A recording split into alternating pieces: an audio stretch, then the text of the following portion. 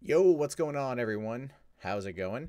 Sorry, I am a few minutes late tonight. I was trying to catch up on some stuff that just caught me off guard. There was a bit of an online beef, so to speak, bit of a thing that that I ultimately wanted to deal with real quick, and that simply has to do with the story I covered the other night, the one about the guys who killed the cat. And the article I'd read had said that they posted it to the Facebook group in hopes to get a pizza. And I, made comments about the Facebook group saying possibly they were egging them on. Because that's kind of how it seems. If they want to get a pizza, someone had to make the thing.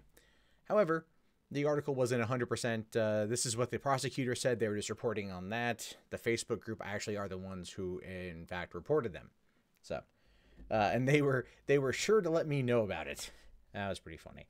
They were threatening to come and brigade the video with 75,000 dislikes, which kind of okay with that. Like, to be honest with you, I want to see what would happen. YouTube has been throttling my videos all week as it is, so it doesn't even really matter to me at this point. So there's that. Yeah. Hey, TJD714, glad you're here. Welcome to the show. Welcome to the party, pal. All right, make sure I'm not running the stream simultaneously on 2 different browsers.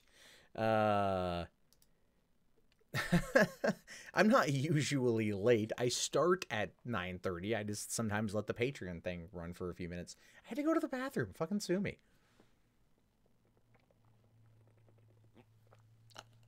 All right. Sorry, it's kind of my... let's see here. Shake up my... This looks kind of dirty, doesn't it? Shaking up my protein shake. So I have the energy to do this. This is kind of weird. It looks like the chat has frozen. Or maybe not. That was weird. Okay, I guess not. It looked like it had froze. It looked like it had froze a little bit.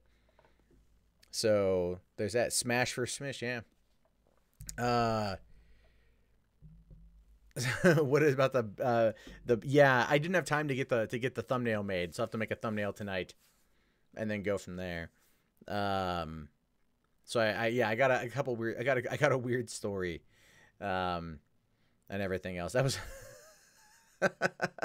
Has anyone else seen a lot of NRA ads on TV? Yeah, the NRA started pushing ads a week ago pretty heavily. And then you have an anti-gun organization that's also pushing ads. So if you watch my videos with that pesky ad block turned off, which you should be, it's a possibility that you will get to see 2 of them. You'll get to see a pro-NRA ad and an anti-gun ad. And I'm in the middle just going like, yeah, I don't give a fuck. Just give me the money. Porcelain, I saw that in the Discord. She says, QR codes for strippers, are they real? Let's take a look. Let's take a look here. Yeah, there was 2 weeks ago, or a week ago, 10 days ago, really. There's an article about that. Strippers are using cryptocurrency. Maybe I'll have to talk about that. I'll save that article up there because that's fascinating to me. So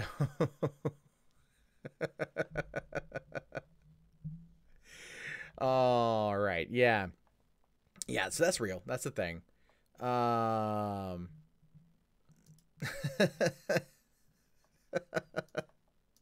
That cracks me the hell up. That does. It cracks me the hell up. So, as always, welcome back to Rustl'd. Today is Thursday, the 8th of March, 2007. Not 17 anymore. Jesus, I can't remember what day it is. I just cannot remember what day it is anymore. It is definitely a thing.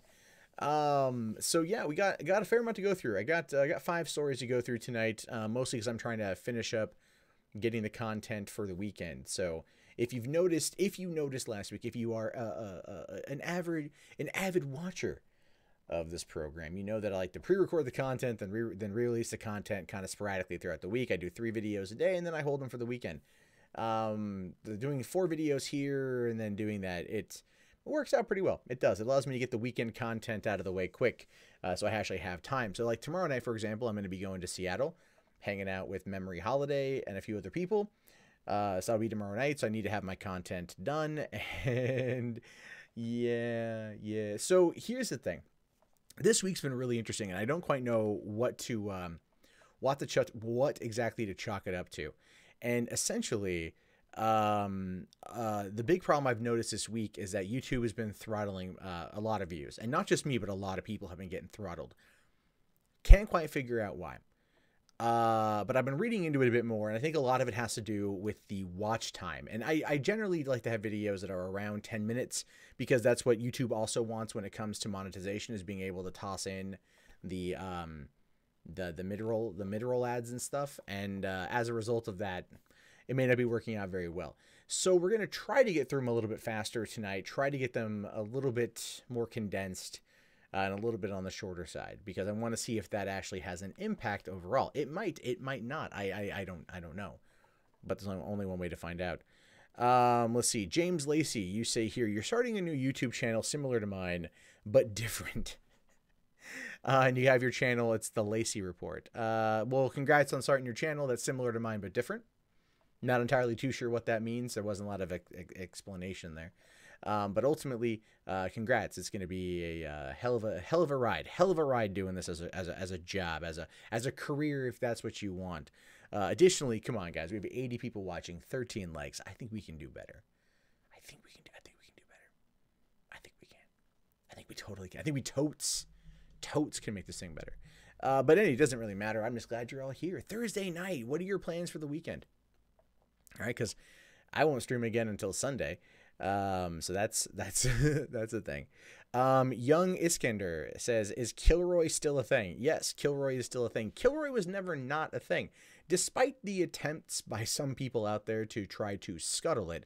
And don't get me wrong, there was an impact that was made. Ultimately, the event is still above water. The event is still taking place, and I'm still going to be there in a month and a half. I will be down there in Phoenix, Arizona.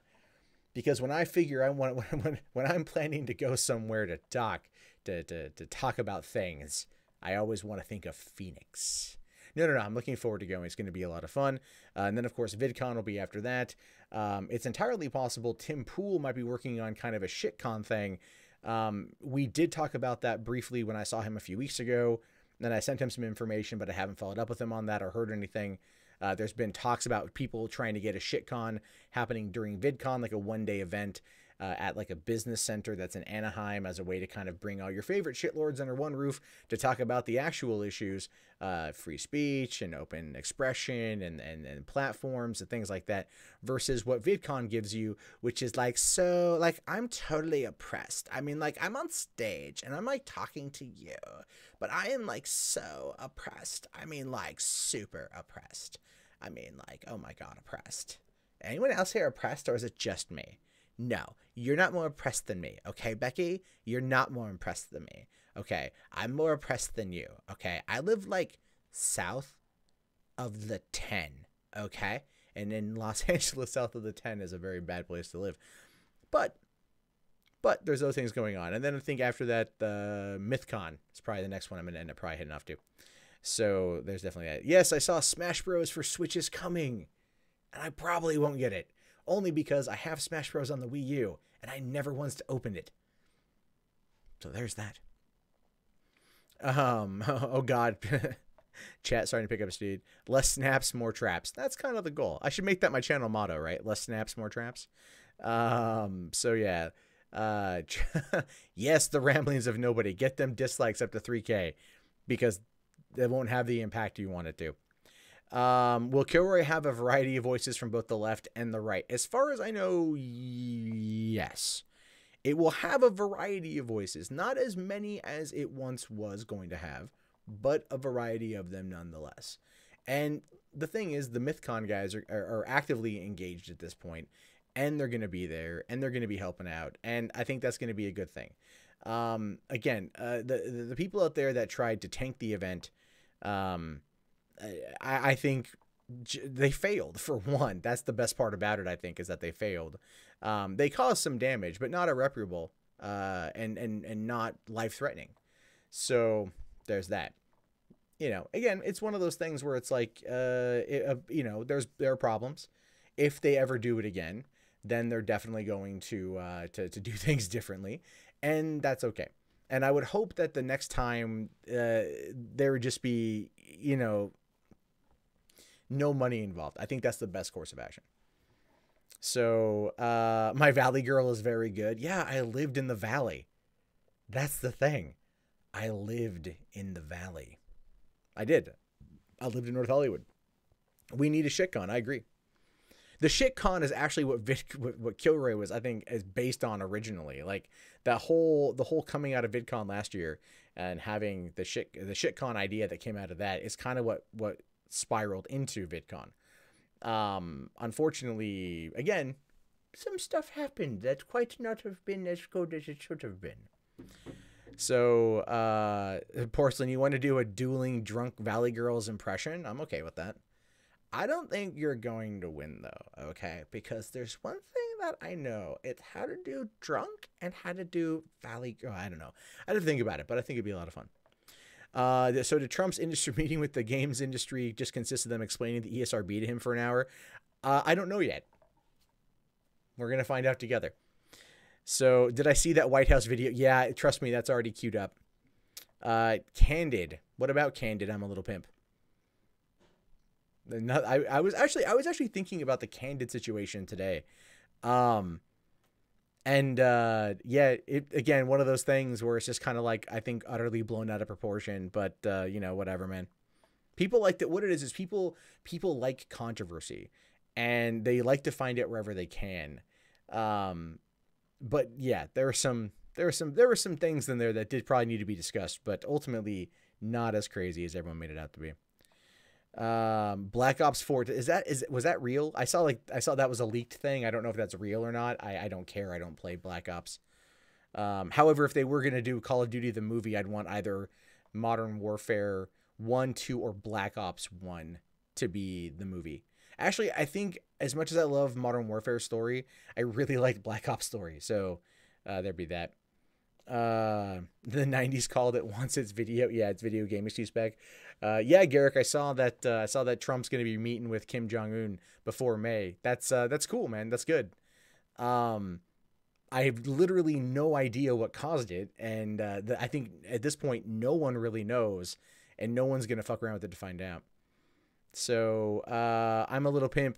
Base Mom is a con artist. Again, no, there's been no evidence to suggest that at this point in time. The event is happening.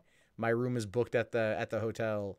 My flight is already there. I'm going to Phoenix. If she was a con artist and scamming the event, it wouldn't happen. She'd pull up producers and walk away with the money. All right. What you have to understand is a lot of the drama surrounding Kilroy was based on half-truths and misinformation and miscommunication and certain people not liking what they were doing. The best way to describe Kilroy is the one hand didn't know what the other hand was doing, and that was the biggest problem with it. Did I see the Nintendo Direct? No, because I never watched Nintendo Directs. I don't. I find them boring. I do. I don't like them. I like Nintendo. I like the stuff they make, but I don't. I just wait for the highlights. I don't care. I find their directs to be so fucking boring. I have trouble watching even like, you know, E3 press conferences anymore. What's going on, Shawnee Mac? So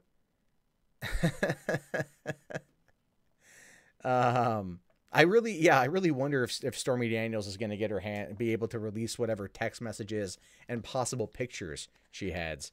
That would be very interesting. That'll be very interesting. So, is it really any surprise that the guy who brought us back to those damn Mexicans also brought us back to blaming video games? It wasn't. I mean, he said it, but it was already happening. So.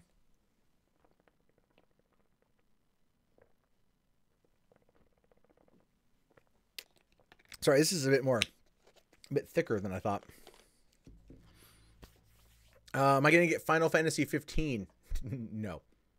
I have an unopened copy here. I bought it. I just haven't opened it.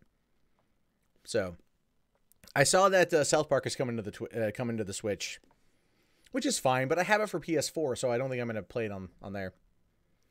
The same people who hate pineapple on pizza are the same people who think eating ass is sanitary. Ultimate Jetfire, I'm keeping that, by the way. That's mine now. I copied that and I'm pasting that in a file. Will Trump get impeached? Probably not, Tanya. Probably not. I don't think we're going to see an impeachment out of Trump. I do think we might get a full-blown resignation, but I don't think we're going to get an impeachment. And the reason why I say that is because even though right now the Steele dossier is not debunked in the slightest, And we're seeing more and more things that are potentially corroborating it. Not everything, but corroborating it. And everyone's really focused on like the P tape, which again, I don't know if it happened. Part of me does, only because, and I've said this and I want to stand by this, I only say that not out of a negative thing, because to me, that's a baller move. It's a baller move. It might just be the fact that I spend a lot of time on 4chan. So like so some kind of golden showers on a mattress is just going to be lame by comparison. But at the same time, it's all like, man, you really hated those people. I can almost give you credit for that. So I'm just saying, I don't think he's going to get impeached. It doesn't, I think what we're going to discover is like Jared Kushner is going to be out pretty soon. I don't think Kushner is going to last much longer at all. And I don't think his marriage to Ivanka is going to last much longer at all, because Ivanka's going to back her dad. And if Jared gets ousted, because he's been cucked, let's be fair. Jared Kushner, cucked so hard. That's the best part about it. So, hold on, accelerator. What'd you say? Just do audio. Hold on. Let's see. What about audio only? I don't know. What was that? I don't know what you're referring to. I just saw that. So, wait, did Stormy Daniels didn't do the golden shower, but the golden shower part is like part of the P-tape accusation that comes out of the Steele dossier, which was released by BuzzFeed originally back in January of 2017 of last year. And it's been a very hotly contested document.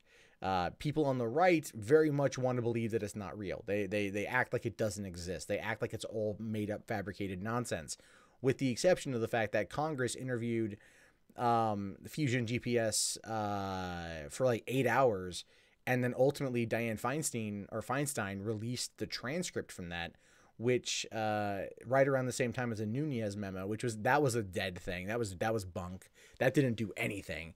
It was all show. That was all for show.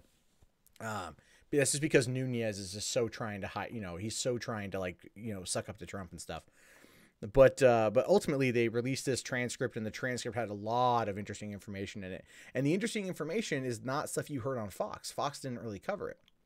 When other networks were talking about it, Sean Hannity was like, well, Hillary Clinton's up to no good. Like, dude, get the fuck over it. Yikes, anybody but Pence. Yeah, I kind of agree with you on that one. But at the same time, I don't think Pence, I don't know if Pence did anything. I don't know. And if anything bad happens, like Jeff Sessions probably knows something. How much you have to pay me to sing Smooth Criminal? I don't know, 20? What, you want me to karaoke that shit? Yeah, one media advocate, the Steele dossier went around for 6 months before the election was over. Damn straight. Yeah, it did. That's the whole point. Like, I even said that too. It's been around for months and months and months and months and months. And the FBI knew about it. The FBI was fully aware, but that doesn't ever really pop up when talking with a lot of conservatives, because they don't want to look at it from that perspective. And again, I don't know if what's in there is true. I don't know if what's in there is fake. I don't know yet. It's still being investigated, but we're seeing a lot of things that are very, very, very, very iffy. And honestly, like, the one person I feel that's really, really, really covering it hardcore in terms of following the money is straight up Rachel Maddow. And she's been on this thing now. You've got, okay, so here's the thing. So you've got Eric Prince, who ran Blackwater, the private military corporation that had $1 billion contract with the government during the height of the Iraq War. So mercenaries, whose sister is Betsy DeVos, by the way, the Secretary of Education. He went and met with a Russian diplomat, or like a Russian somebody or another at a bar in the Seychelles Islands. And like this meetings were set up. It's very interesting when you start like following the trail of all these people. I don't know all of it off the top of my head, but it's very compelling when you start looking at it. Like, there's seriously some shit that went down. We just don't know what it is yet. So Alex Jones for the Trump administration. Yeah. Dylan Nielsen, what do you mean? You miss social justice warrior videos? What do you mean? There hasn't been a lot with social justice warriors. That whole side of YouTube is practically dead. You know what I mean? Like, it's, I'll tell you what, there's a surprise tonight, by the way. You want social justice warriors? I will give you probably my personal favorite. All right. Released for some reason a little bit later than I think they should have. Feminist Frequency did release her financial report for 2017. I've got it. It's queued up. We're going to talk about that here in a little bit.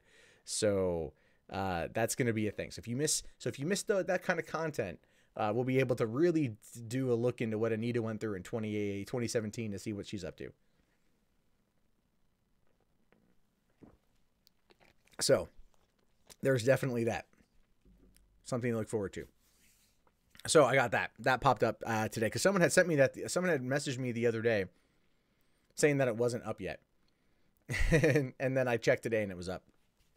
So, anonymous Panacea says the West is fucked. I know a sinking ship when I see it. When a ship is sinking, you get out before it's too late. Well, define where are we going to go? If the West is fucked, then where are we going to go? So think people like Milo and Alex Jones aren't in charge of the government. I don't know what would happen if Alex Jones was in charge of the government. I don't know. I can't tell you. I can't tell you at all, man. IMDb removed message boards a long time ago. I am Pepe. So I don't think I talked about it then, but they removed them a long time ago. Dylan, thank you very much. I'm happy that I'm one of your favorites. I appreciate you watching. I appreciate it. I appreciate the 125 people watching right now, or 124, whatever it is. So I'm again, anyone watches, I'm happy about it. I like what I do. It's a lot of fun. But thank God tomorrow was Friday, man. Thank Christ. Shawnee Mac, there used to be the message boards. Not anymore. They were like they're too toxic. Go to Craigslist and have a conversation. Go to Craigslist. Go to the rant and rave section. Oh my God. That shit's bad. The Oscars are failing. The Oscars have been failing for a while though. So what gel do I use? It's some hair putty I got at the store. Alex Jones would make memes real. Yeah, I'd be okay with that. That'd be pretty funny if you ask me. Like, Alex Jones, what's next? Well, we're gonna finally determine which frogs or which chemicals are put in the water that make the frogs gay. Yeah, that'd be pretty funny. So.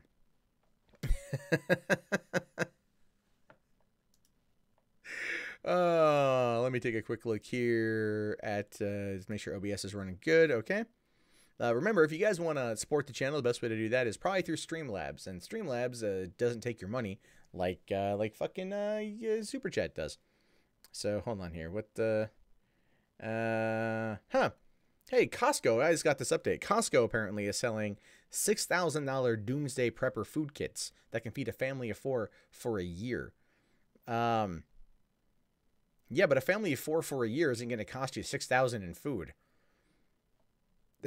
No, that might. I mean, it might. A family of 4 might, but that's still $500 a month in food. That's a lot. Okay. Well, there's, I just got a news update, so there's that. You think the frogs are making the water gay? Yes, entirely possible. It's entirely possible.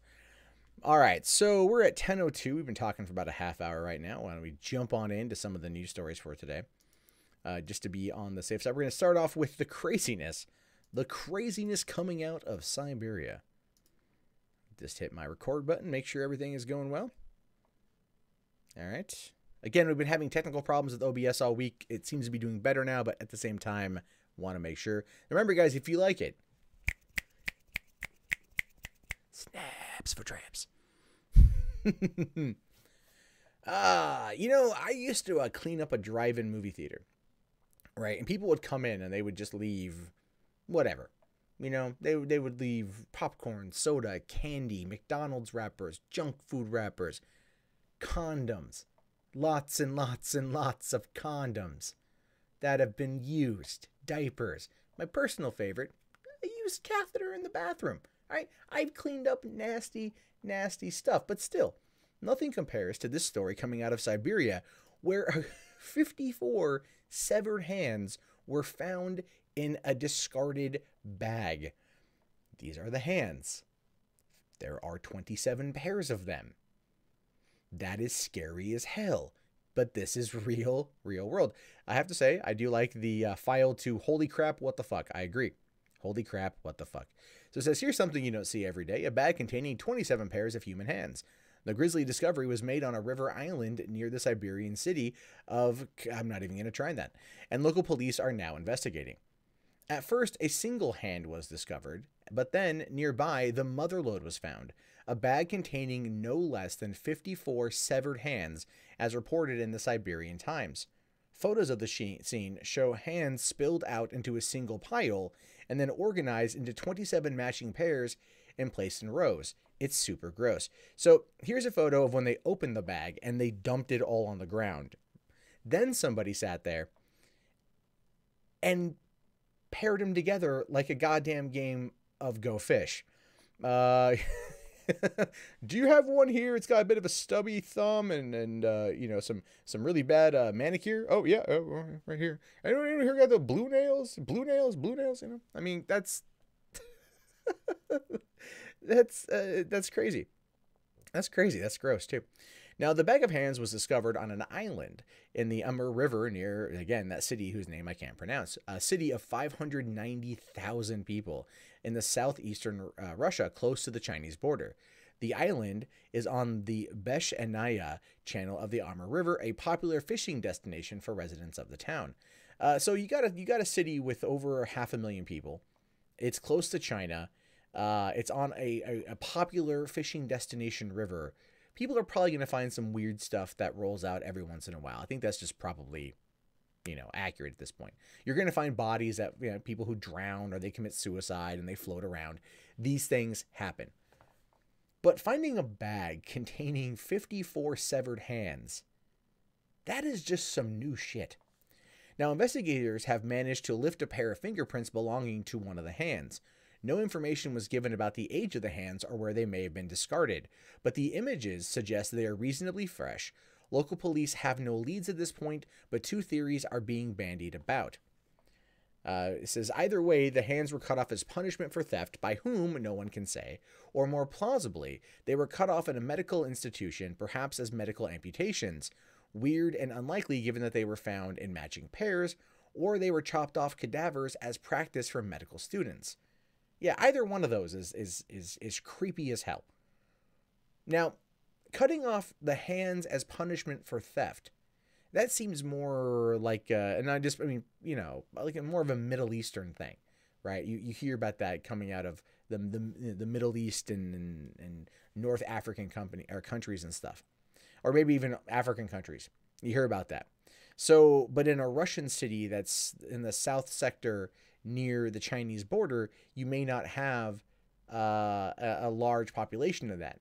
However, if it was, let's say, like Chechnya, which has a large Muslim population, you might hear more about that. But I'm not too sure if this is anywhere close to that. But as for the chopping up cadaver bodies, that does actually tend to be more realistic. But why would you chop off their hands and then just discard the bag? I mean, unless you really wanted to mess with people about how this whole thing came to be. Now, it says, indeed, as local media is reporting, medical bandages and hospital-style plastic shoe covers were found next to the remains. Normally, amputated limbs are incinerated, but maybe someone got cheap or lazy, collected the hands in a bag, and then discarded them on the remote island in hopes no one would be the wiser. But that's mere speculation at this point. Hopefully, the police will have more to say soon. And that actually, I mean, you can see like the blue here is like the booty covers for a hospital. You can see that basically kind of makes more sense as to the whole situation, right? So you've got these severed hands on a remote island. Now, have you guys ever like gone exploring in the woods and just found someone who discarded trash? Have you yourself ever gone to the woods and then just discarded trash? Yeah, I think many of us have. You know, I'm not saying we're all perfect in that regard. I think we've all littered at one point in time or another, or gone out to the middle of nowhere and dumped some stuff. You know, but it kind of feels like that. Someone maybe didn't want to take the hands out to incinerate them. Maybe they want to pay the money. Maybe somebody thought they could sell them on the black market for some unknown reason.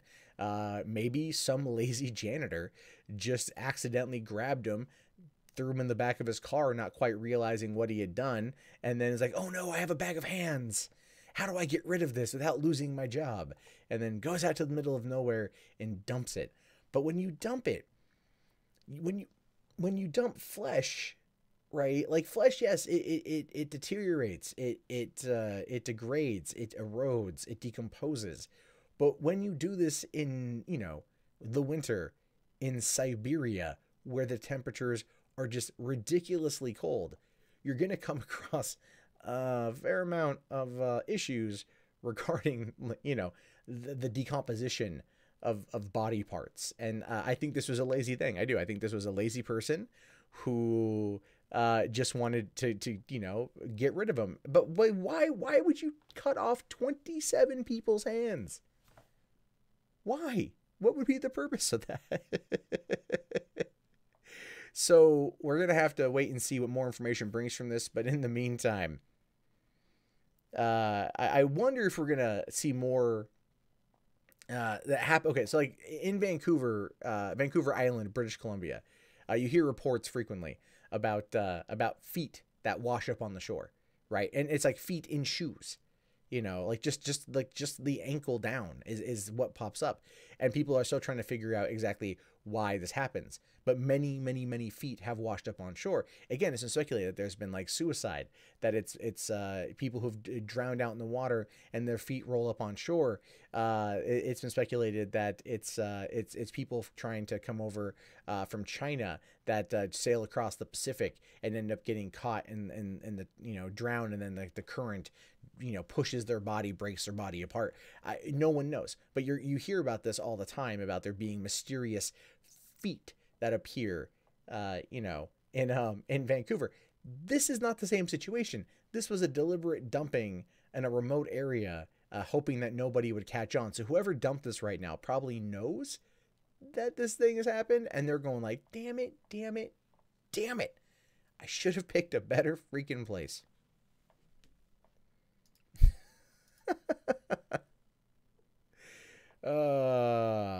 So why, Timber, why would I abuse you for liking the stream? You did what I want. That is, unless that's the kind of thing you get off on. I don't think any of the hands have a serial number. One Media Advocate, I don't think they do.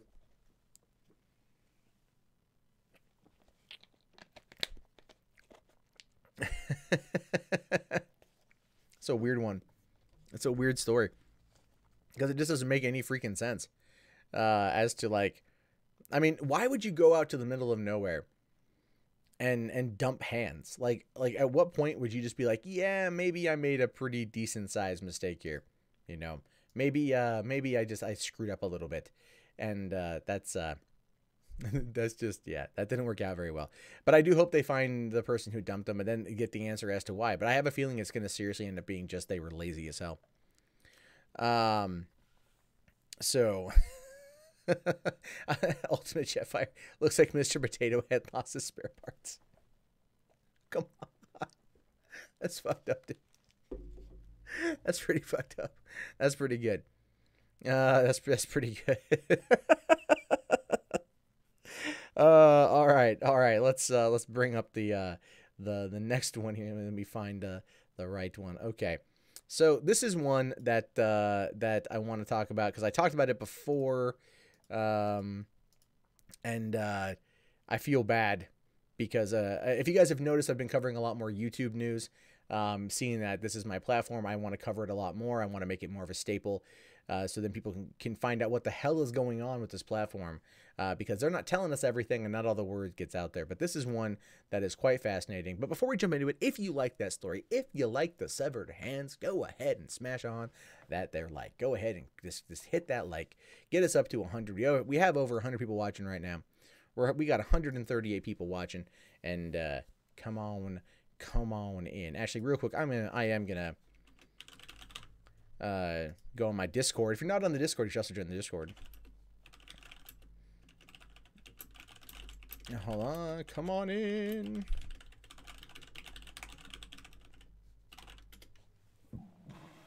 Ooh, pardon. Okay.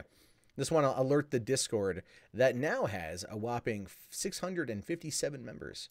So a lot of people who come and watch this stuff here end up going over to the Discord and getting in on the conversation. So it's always a lot of fun. All right, let's do this. Let's bring this up. So, okay, there's that. All right. Snaps for traps, baby. Snaps for traps. Let's do it. Yeah. Shit. One thing I totally spaced out on. There we go. I totally forgot about that. Damn it. YouTube. There we go. Okay. What happens is every time I go in Skype or something, it ends up re-regulating my audio. And so when I do a stream and then I record, because I'm recording right now, the audio is like super, super, super low. So I have to jack it up, which is not something I like. So I have to remember to reset it. So we're reset now. We're good. We're fine. We're fine. We're good. Okay. So 2017 was a...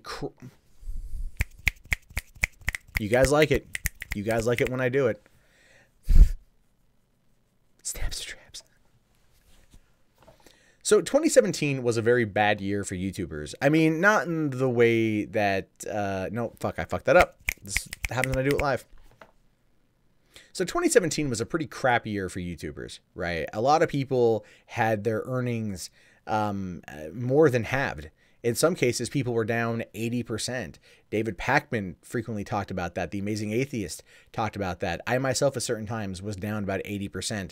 And the year ended with me being down a little more than, I'd say a little less than 50% from my previous year earnings. Not enough to put me in poverty, but still, like, damn. Because I had more views and my subs were up and everything was pretty bad.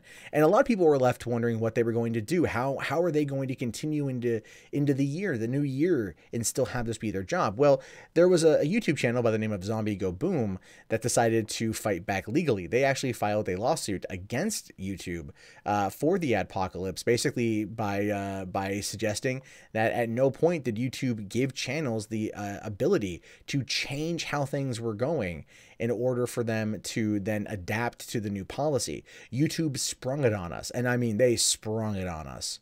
It was bad. The entire month of July last year was just horrific because they were testing things out. And again, as my major complaint with all this is not communicating what they were doing.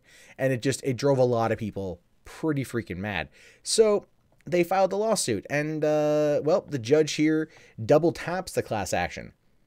Yeah, they threw it out. They tossed it out, and that kind of sucks. But anyway, it says here, Google has won a dismissal of a class action lawsuit over last year's change to its AdSense advertising system. Judge Edward Chen of the California Northern District Court dismissed with prejudice, meaning the case may not be refiled, the complaint brought by Zombie Go Boom, a YouTube broadcaster that had accused Google and YouTube of unfair practices and breach of contract. And ultimately, I do feel like Zombie Go Boom had a case. I think that the instant reaction to the apocalypse, that whole situation, YouTube really, really, really dropped the ball. And by not informing us about what's going on and not informing other creators of maybe how to get ahead of it with a better practices announcement or something, they ended up just screwing everybody, and people were freaking out. They didn't know what to do. They didn't know how to react. Unfortunately, just according to this judge, it wasn't enough. Their lawsuit wasn't enough. Now, the complaint filed on behalf of a class of all content providers with the public video from March 1st, 2017, alleged that the video site violated unfair competition and breach of contract laws when it overhauled the AdSense system last spring. I don't know. I'm not a lawyer, so I don't quite know how much of that is true. All I know is they dropped the ball. They screwed a lot of us over, and I feel like, you know, I'm mad, so I want it to be illegal or something that can be vindicated in a class action civil suit. But maybe it's just, there just wasn't enough there. I don't know if a class action would have been the best course of action. Maybe that was a problem. Maybe they did it wrong. Now, claiming that its videos had been unfairly flagged as objectionable, Zombie said YouTube illegally demonetized, i.e. stopped running paid ads on videos, costing the video maker thousands in advertising revenues and lost endorsement contracts. I'm not too sure about the lost endorsement contracts, simply because people who come to you, sponsors, when they come to you to do endorsement deals, they might look at your Social Blade analytics. They might try to understand how many views you get or look at how many views you get per video and then want to pay you accordingly to that, depending if you're making a sponsored video that is a standalone or one that is part of a larger video. And, but still, they never really look at what your ad revenue is. And that just seems kind of weird to me that was in there. But stopping the running of paid ads was kind of just what they did to everybody. And it didn't really feel like it was targeted specifically to anyone. But that's one of the reasons why it was just very frustrating, because, again, no one knew what was going on and YouTube simply was not telling us. And that just made the situation all the more worse for it. Now, Google, meanwhile, moved to have the case thrown out, arguing that the Adpocalypse algorithm changes were entirely within its rights and were covered by the terms of service agreement Zombie consented to when it created a channel on YouTube. And that probably should have been what their lawyer looked at, is what the terms of service were. Because, yeah, YouTube is a private corporation. They have the ability to change things at will. I want them held to a higher freaking standard, is what I want, right? That's what I want out of this. But we're not going to get it, I don't think. Now, Judge Chen found that this case, that the TOS was crucial, as both sides had cited the document. Zombie in claiming breach of contract, and Google in arguing that the terms stated YouTube had no obligation to display ads if it so chose to, which is true. It is not a right. It is a privilege to sign up to the YouTube partnership program. That is accurate. That is correct. But there were channels out there that were not impacted by any of this. There were channels out there that were, in fact, given more of the ads, I think. There's one of the things Susan Wojcicki really pushed for, or one of the things she used as a way to kind of publicly boost up how YouTube went in 2017. But there were more and more and more creators that broke $100,000 in 2017 compared to the years before. And look, truth be told, had the Adpocalypse not happened, the likelihood of many people in this particular sector of YouTube hitting that amount was high. I mean, I was on track to pull in 100 grand. Oh, I in no way did, but that was how things were looking based on my 2016 analytics, which, these are just how things work. It sucks, but it's how it works. It's still, again, just super scummy, and you want it to be illegal, but it's probably not. Now, regardless of how YouTube exercises discretionary power in determining whether to display advertisements under the partner program terms, the agreement, which consists of both the TOS and the partner program terms between Zombie and YouTube, was supported by adequate independent consideration. In particular, YouTube allowed Zombie to post videos on its forum free of charge in exchange for getting a license to its content. And that is true. We do agree to do that. We agree to post videos on a free website for free of charge, unless you want to run a subscription-based channel, which you can. I don't recommend it, to be honest with you, but you can. And that's part of it. They run the ads. They get 45% of the income that comes off of those ads, and you get the other 55%. Now, in summary, the court says that YouTube has every legal right to cut all or some or all ads from any YouTube channel, and the TOS content creators agree when they created their channels does not guarantee ad payments, which is true. But what I think Zombie was going for here, ultimately, was the situation that it was impacting everyone. It wasn't a specific channel being targeted for posting content that violated the community guidelines or violated the terms of service. And looking at what the judge says, just in what was summarized from the ruling, didn't take that into account. And it's entirely possible that Zombie Go Boom's attorney didn't specify that, didn't push that at all, didn't use that as an argument. But at the same time, Google, being a private company that does provide this as a privilege, does have the right to alter things and how they go. Again, it feels it's a mess on either side. 2018 does appear to be a smidge better, a skosh better.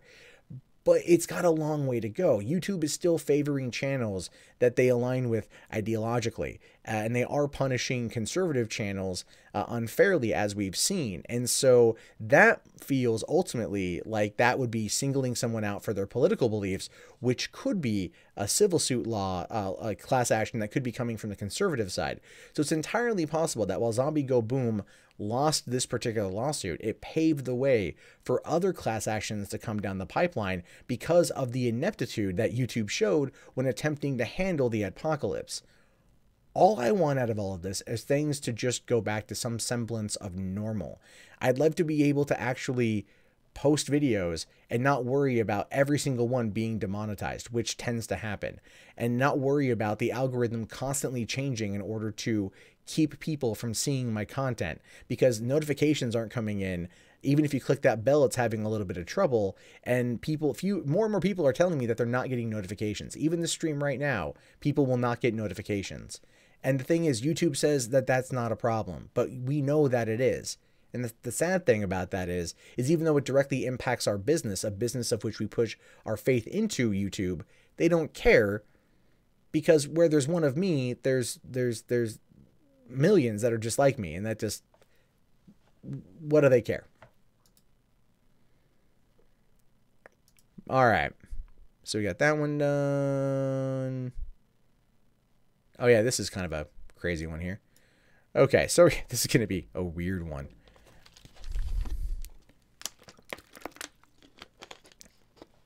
I don't know how you want me to do a Snaps for Traps ASMR video. I don't know.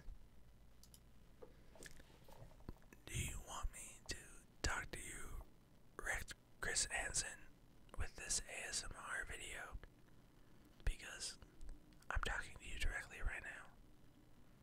I don't know how well you can hear me, but I want you to know that this ASMR is all for you.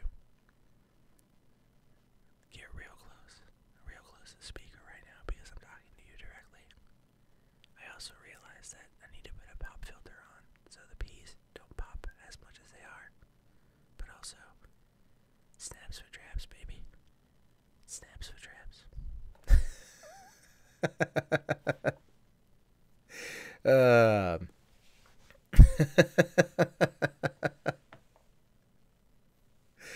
Oh, okay. That's hold on a sec, my glasses are all crazy.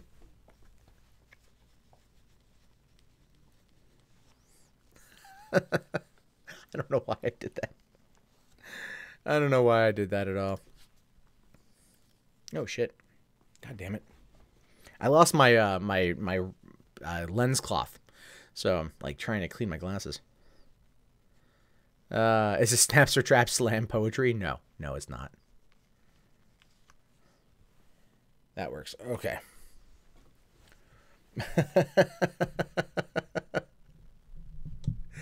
So yeah, there's I thought that was kind of funny. Why are messages being deleted? I don't know. I can't. Let me take a quick look. Why messages might be deleted.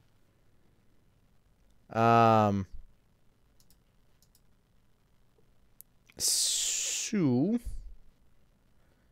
hold on here. What the hell? What in the hell's going on, man?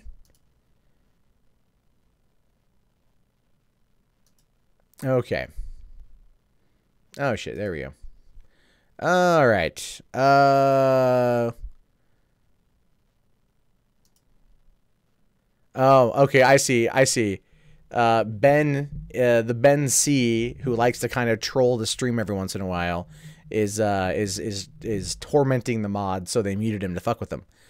So there we go. I should make a Snaps for Traps logo. I should put Snaps for Traps on a t-shirt.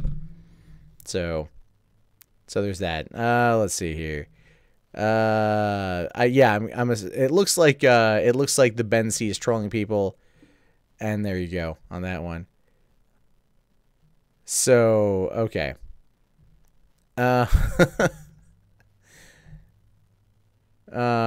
Stop whispering. You're getting flashbacks of your uncle. Jesus Christ. Okay, you guys are clearly into some shit. clearly into some shit there. But Wrecked, I'm Wreck Chris Hansen, streamlabs.com/mundane Matt. I did that for you. Also because it was funny. Okay, let's go. I'm not gonna mod Ben C. I'm not. When do we get another Slender Girl? When do we get a Slender Girl shirt? Soon. I need to talk with my my peeps. Okay. So here's one. All right. Snaps for traps. It's just, what the fuck kind of story is this? Okay. So today is International Women's Day. And there's no better way to talk about that than to discuss the story here of a man who was charged who urinated in a coworker's water. Ah, fuck, I'm going to fuck that up. Fuck it up. So what happens when you do it live? You just keep fucking up. So today is International Women's Day 2018. And I feel like this is a proper story to cover as to celebrate and commemorate the event where a man has been charged with urinating in a coworker's water after she denied his advances. Because, yes, that's how you show your displeasure when a woman's like, ew, get away from me, by peeing in her water. I mean, it's kind of a show of dominance, I guess. Like, I'm going to pee all over you, you're mine. But except I'm not going to pee all over you. I'm going to pee all over your water. So then you got to drink me in. Not really the type of liquid you want her ingesting. I'm just saying. It's not water soluble. Like the cream from your peen. Right? Anyway, Minneapolis. A 47-year-old Minneapolis man is accused of urinating in a coworker's water bottle numerous times after she had rejected his romantic advances. So this dude, this 47-year-old guy, Conrado Cruz Perez, faces one misdemeanor and one gross misdemeanor charge of adulterate by body fluid in connection to the October 2017 incident. Gross misdemeanor charge is correct because that's just nasty. That's terrible. You hit on a lady like, mami, how's it going? ¿Cómo está? And she's like, ew, seriously, like, get away from me. You're growth and you're short and I just don't want you. So then he's like, I'm gonna pee in your water bottle. Cause that's what a man does. You know. You know what they say on F is for Family Season 2? A man's gotta do what a man does. Anyway, according to the complaint, a female worker at the Perkins Family Restaurant in Vadnais Heights reported noticing water in her water bottle tasting like urine for the past 7 months.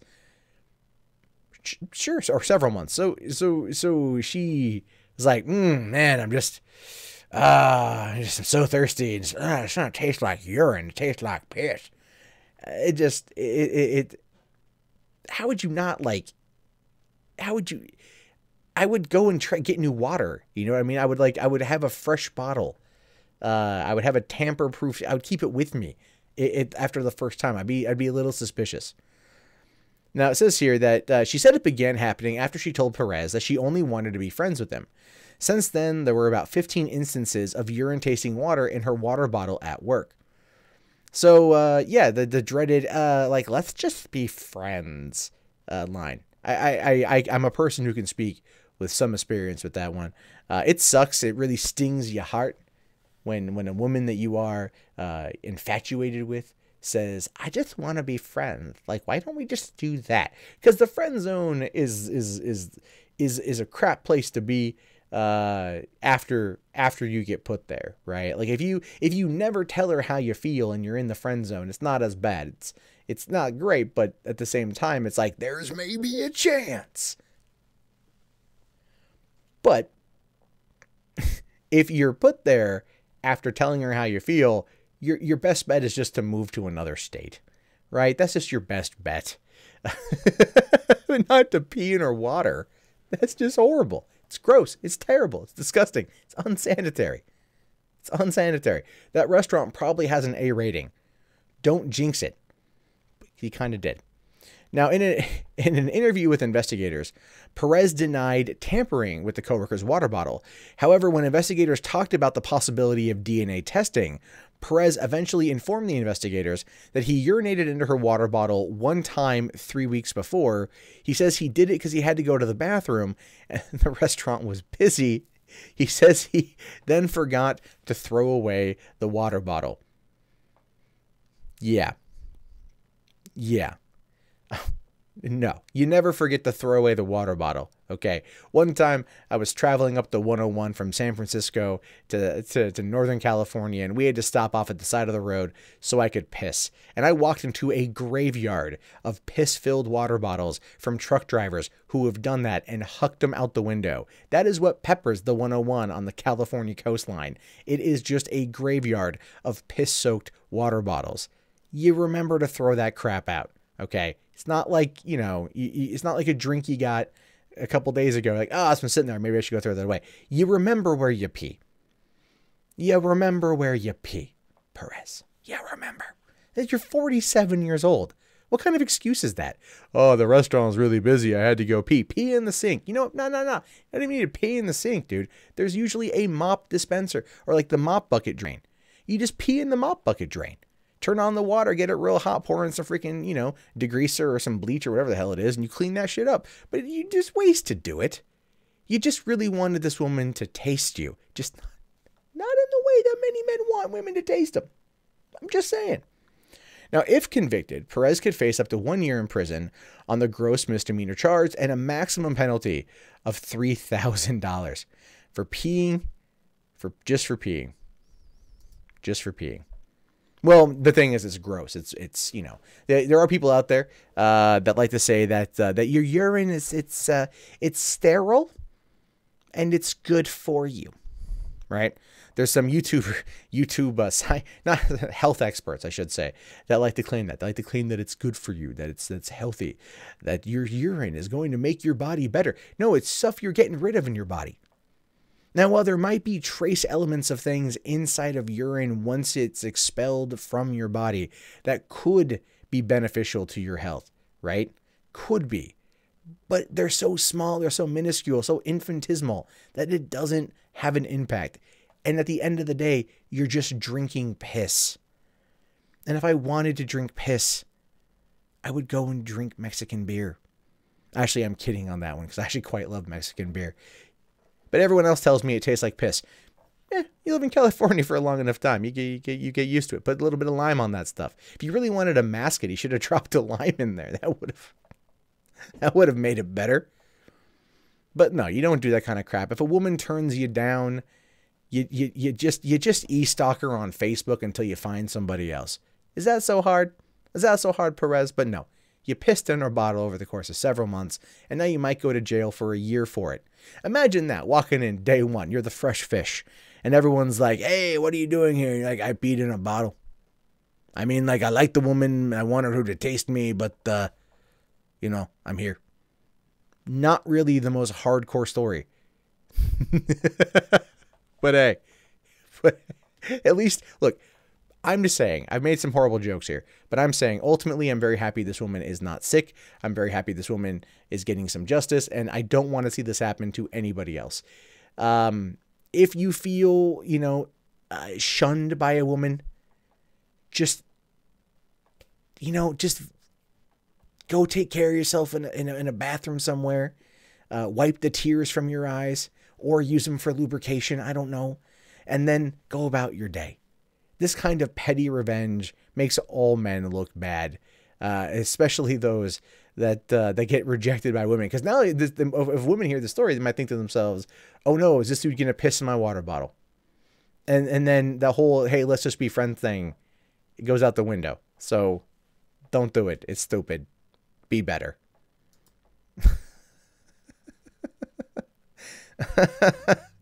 Yeah, I am talking about piss. I am talking about piss.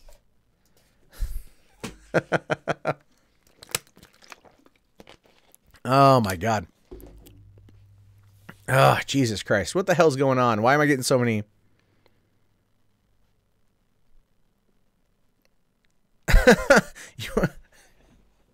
Jesus Christ, Ben. You once jacked off on a pizza leftovers and watched as your wife and her sister ate it. That's great. That's fun. So, you guys are having fun with the chat, I see. That's good. Is this what's going on? Is this everyone removing Ben's comments tonight? Is that where we are? Is that what's happening? Well, stap it. Stab it. But smash on that like, everyone. Go ahead. Go ahead and smash on it. Go ahead and make it a thing. Make it a thing. Make it a thing. Smash on that like. Do it. Do it. All right, remember, streamlabs.com/Monday Matt. All right, let's go into the next one here, which is... let's see. What am I looking at here? Okay, I got 2 more to get through, so I can be done for the weekend. Okay, here we go. Yeah.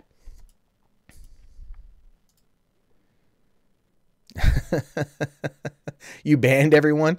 All right. There we go. I was not in the middle of that, apparently. I think my camera got moved, actually. Shit, that's not good. Okay. Snaps for traps, everybody. Snaps for traps. So it came out the other day that Donald Trump blamed video games for essentially what happened in Parkland, Florida. And that's sad, because that's obviously not the case. And then he went on to claim that video games and movies cause it. And then you hear that, a congressman out of Rhode Island wants to put a 10% tax on violent video games. And we're all of a sudden transported back to the whole hysteria surrounding video games from the early 90s, where Tipper Gore and Joe Lieberman were just like, they're terrible, they're violent, they're god-awful. It's a chapter in our history that movie Bob Chipman kind of refers to his own personal Vietnam, which is not a fair representation of that moment in time. Mostly because movie Bob is around my age, mid-30s. We were not alive when Vietnam was a thing. So, hyperbole aside, Trump did also then announce that he was going to go be meeting with people in the video game industry. And then members of the video game industry, like the ESA, were just like, I'm sorry, what? What? They didn't know. But then, hey, look, what do you know? The entire thing came together. So, this is what we know. White House Summit for Video Game Violence included reps from 2K Games, ESA, and ZeniMax.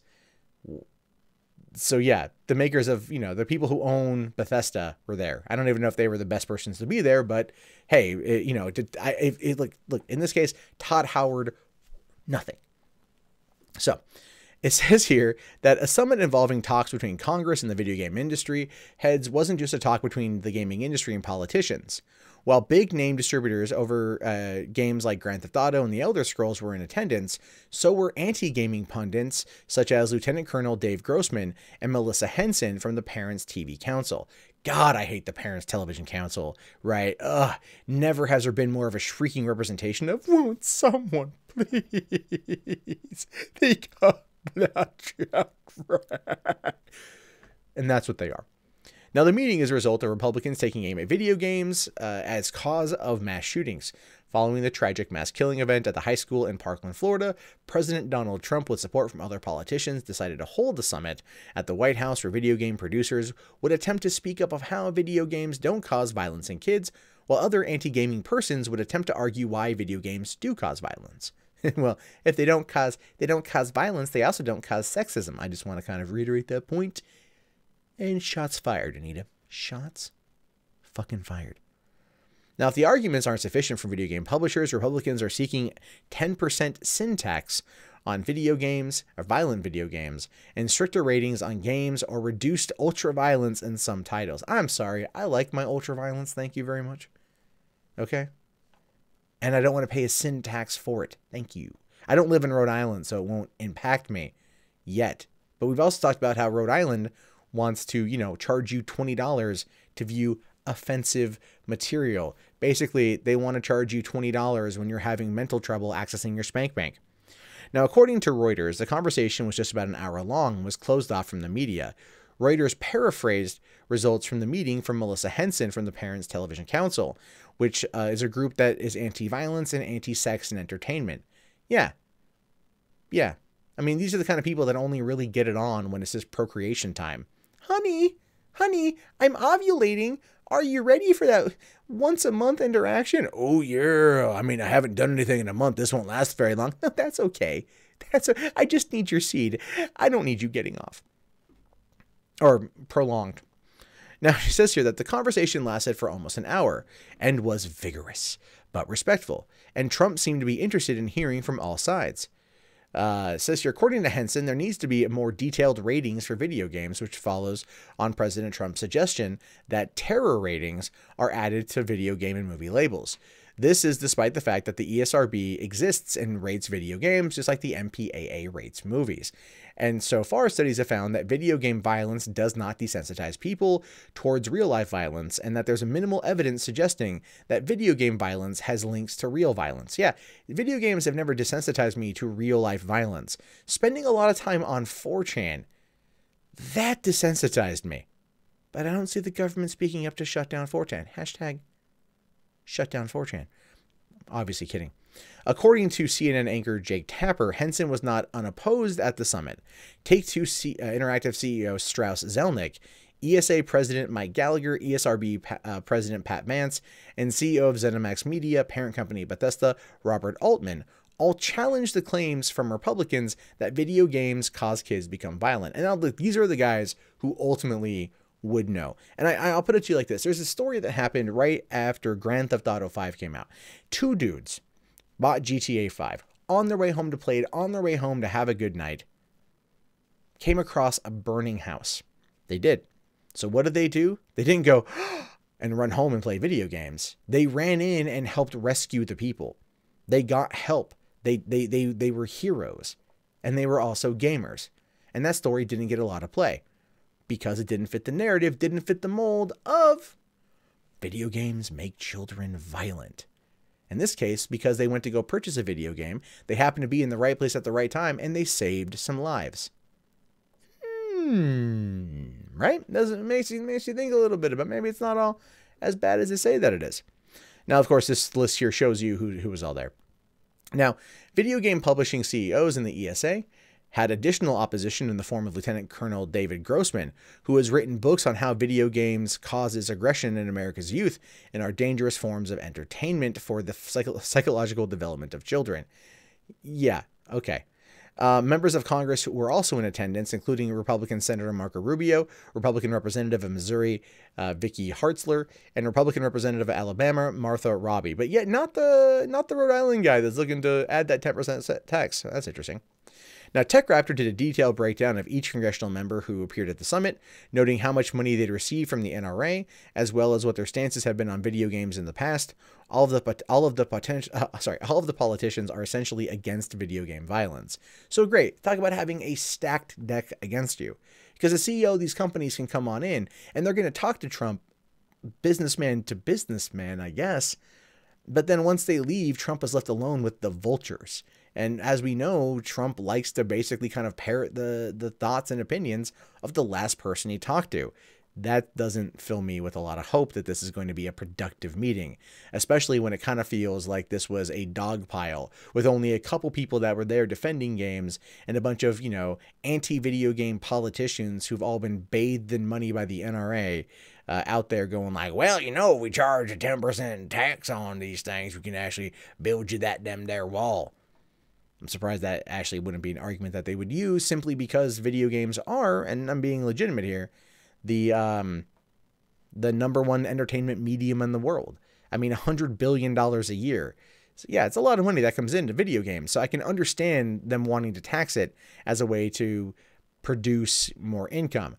But as I've said before, legalize it weed-wise federally, legalize prostitution federally with regulations and taxes, and then you won't need to tax video games because everyone will be too high and too tired from all the paid fucking. Now, if publishers were successful, then they might have been able to stave off any additional regulation on the industry.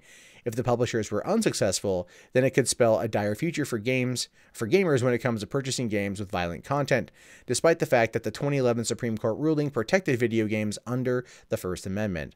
Now, there's one name that is kind of suspiciously missing from this list, and that would be Jack Thompson. Jack was a thorn in the side of the gaming industry in the early days of the 2000s, so much so that people still hate this guy. And even though his opinion has somewhat changed, I know he very much was trying to get in on this. He was very much campaigning to get an invite to the meeting, and he wasn't allowed. And I don't know if that would be a good or a bad thing. I mean, people would look at Jack Thompson's past arguments, like when he was in his heyday, blaming Grand Theft Auto 4 for everything under the sun.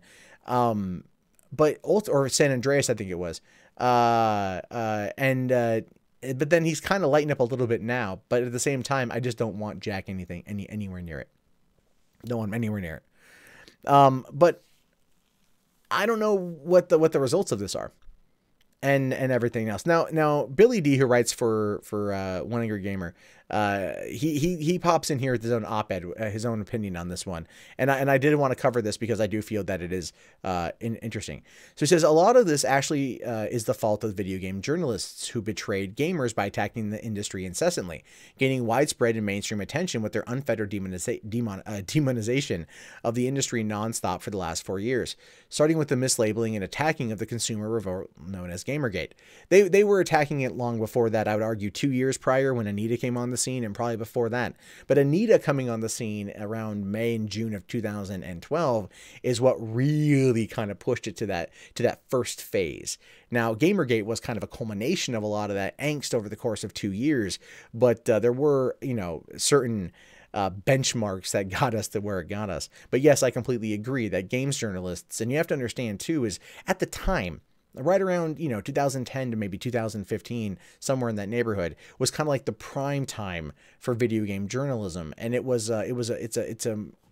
an enthusiast press market that ultimately was not being filled with people who were enthusiasts about what they were covering.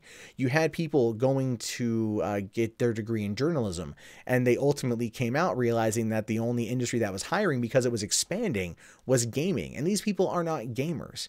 They want to write about other things, but they get paid to write about, an industry where you have digital tits and digital guns and people getting upset about that kind of stuff. So they had I think that's where part of the growing contempt for the game, the average gamer in the gaming community came from. But the thing is, now these guys have been locked in it for so long, they're brainwashed by their own BS that it just doesn't work out very well. Now, Polygon, Kotaku, Ars Technica, and game journalists associated with or part of the Game Journal Pros, who advocated and signaled the voice of anti-gaming pundits like Anita Sarkeesian. And let's be fair, during the early days of Gamergate, they were also corroborating together in order to send Zoe Quinn flowers and I think some kind of financial reward or something, as like a, hey, we're behind you, Zoe. Yeah, anyway, screw them. They're responsible for the negative image the gaming industry has packed in the last 4 years. They've also opened up the door for Republicans to come in and continue the castigation against gamers.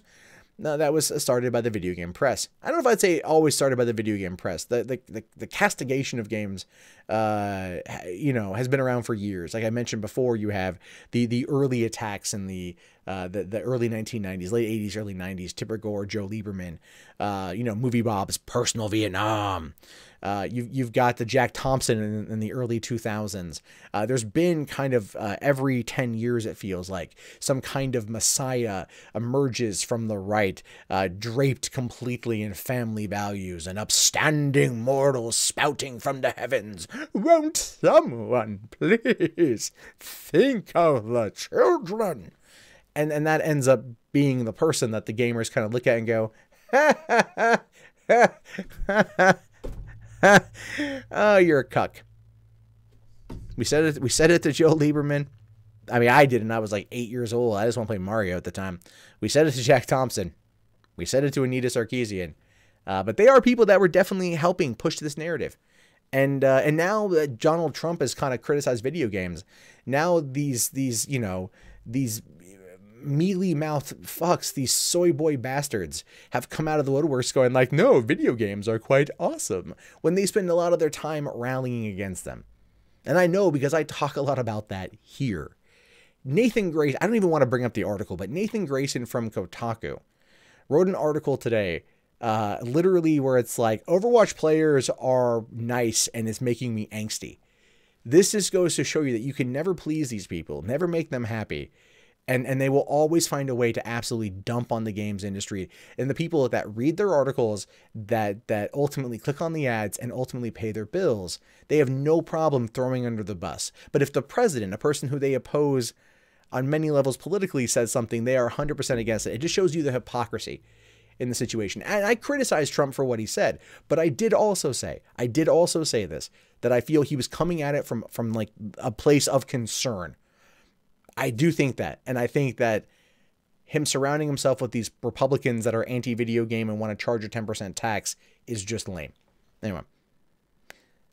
Some of these sites have attempted to become two-faced advocates, arguing against President Donald Trump's assertions that video game violence negatively impacts America's youth, while simultaneously agreeing with Anita Sarkeesian that video game sexism negatively impacts America's youth. Gamers have called out sites like Polygon and culture critics like Anita Sarkeesian for their double standards. But at this point, it's a little too late to make amends. Republicans are now looking to regulate an industry that Democrats, leftists, and those who identify as progressives, journalists, have attacked, belittled, censored, demonized for the last half decade. And yeah, Billy here has a point. He has an absolute point. We're looking at a situation where gamers have been attacked constantly by the press. We fought back with Gamergate. We ultimately won when the Society of Professional Journalists held their airplay event in Florida. And the thing is, nothing has really changed in the gaming industry. And now we're seeing this attack from the White House. At least Trump was open to listen. I have to give him credit for that. I do. I have to give him credit for that. He said he wanted to talk. He talked. I don't know what he's going to say. I don't know what he's going to walk away from. But I'm a little concerned because of this. Now, this right here is an unlisted video that popped up on the White House. The White House YouTube channel today. And it says violence in video games. And it's well, I'm not going to play sound, but you can kind of see what's going to happen here. So, we're looking at Call of Duty, people getting shot up. We're looking at, I don't know which game that is. Is that Counter-Strike? What's that? Modern Warfare? One of the Modern Warfares that looks like Call of Duty. A lot of Call of Duty in this, but if you can see here showing off violence, I believe this is what, Dead by Daylight. She got taken out. Notice how it's also the black woman who was killed. I'm just saying. I think that was kind of on purpose. But, yeah, I mean, violence there. Yeah, Dead by Daylight killing him right there. Killing a cop, by the way. The whole No Russian scene from Call of Duty Modern Warfare 2, which is such an interesting scene to play. I remember when that came out. That was super provocative in 2009. There, the end of that sequence right there. And they this is what they showed today. This is what they showed in the montage, right? They showed this today with everybody as part of their argument, right? Or trying to exemplify the violence that we see. Of course, Fallout 4 here, never mind, it comes across as super cartoony to an extent, but still, you've got Sniper Elite 4. Bullet headshots, always great. But you can see exactly what they're trying to espouse here. They're trying to say that video game violence causes real life violence, and they're trying to showcase these games that are all rated M, all for kids ages 17 plus, and not all ages, not marketed to all ages, and they're trying to say that this is a problem. When in reality, it simply boils down to the fact that parents have not been paying attention as much as they need to be. Parents are the ones who can control what their kids see, control what their kids hear, control what their kids play, or are the ones that are going to be the best able to explain the context of it if their child sees something or plays something or hears something outside of their immediate control. The parents need to play a better part in this. The government trying to overreach on something that is federally protected under the First Amendment as judged on by the Supreme Court in 2011 is not something that needs to be tampered with right now. And grasping at pearls and fainting on couches simply because you want to when it comes to needing a scapegoat over the violence in Parkland, it is not games. It's a bad upbringing. A bad upbringing because some people don't get proper upbringings. We should focus more on trying to make sure that kids have a full parental unit. Maybe make sure kids have parents and kids have someone they can talk to. Maybe we have less Nicholas Cruzes. Maybe. But this kind of fear-mongering against gaming hasn't worked before, it's not going to work now, and it sure as shit ain't going to work in the damn future.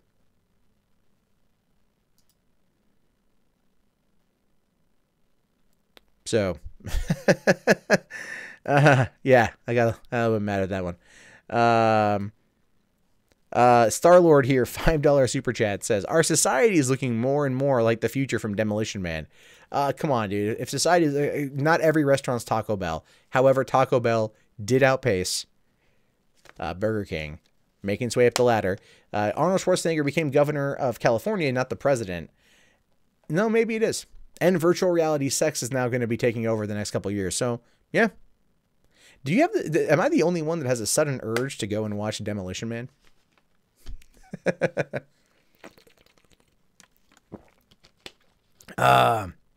Let's see, the dislike ratio on that one is, yeah, it is 20-1. It's 10,000 dislikes. And it's 10,000 dislikes. All right, so we've got 193 people watching right now. I need 29 likes to get to 100. Come on, guys, let's get us there. Get us to 100. And if you want to be like Star-Lord here and kick down via Super Chat, be great. Or if you want to save yourself 30%, go to Streamlabs. Remember, you can sit there and tell your friends tomorrow, I saved 30% of the money I gave Mundane Matt by going to Streamlabs over Super Chat. It's like a fucking Geico commercial up in this motherfucker, right? That's how we do it. That's how we roll. Now, the creme de la creme, the article that I've been wanting to cover now for a fair amount of fucking time, is finally goddamn upon us. And that, my friends, is, let me make sure I'm at the right thing there. Okay. Sorry, I got fucked up. I got lost in my own train of thought there. All right. I can't explain the shells, Papa Smurf. I've never quite understood the shells. Okay.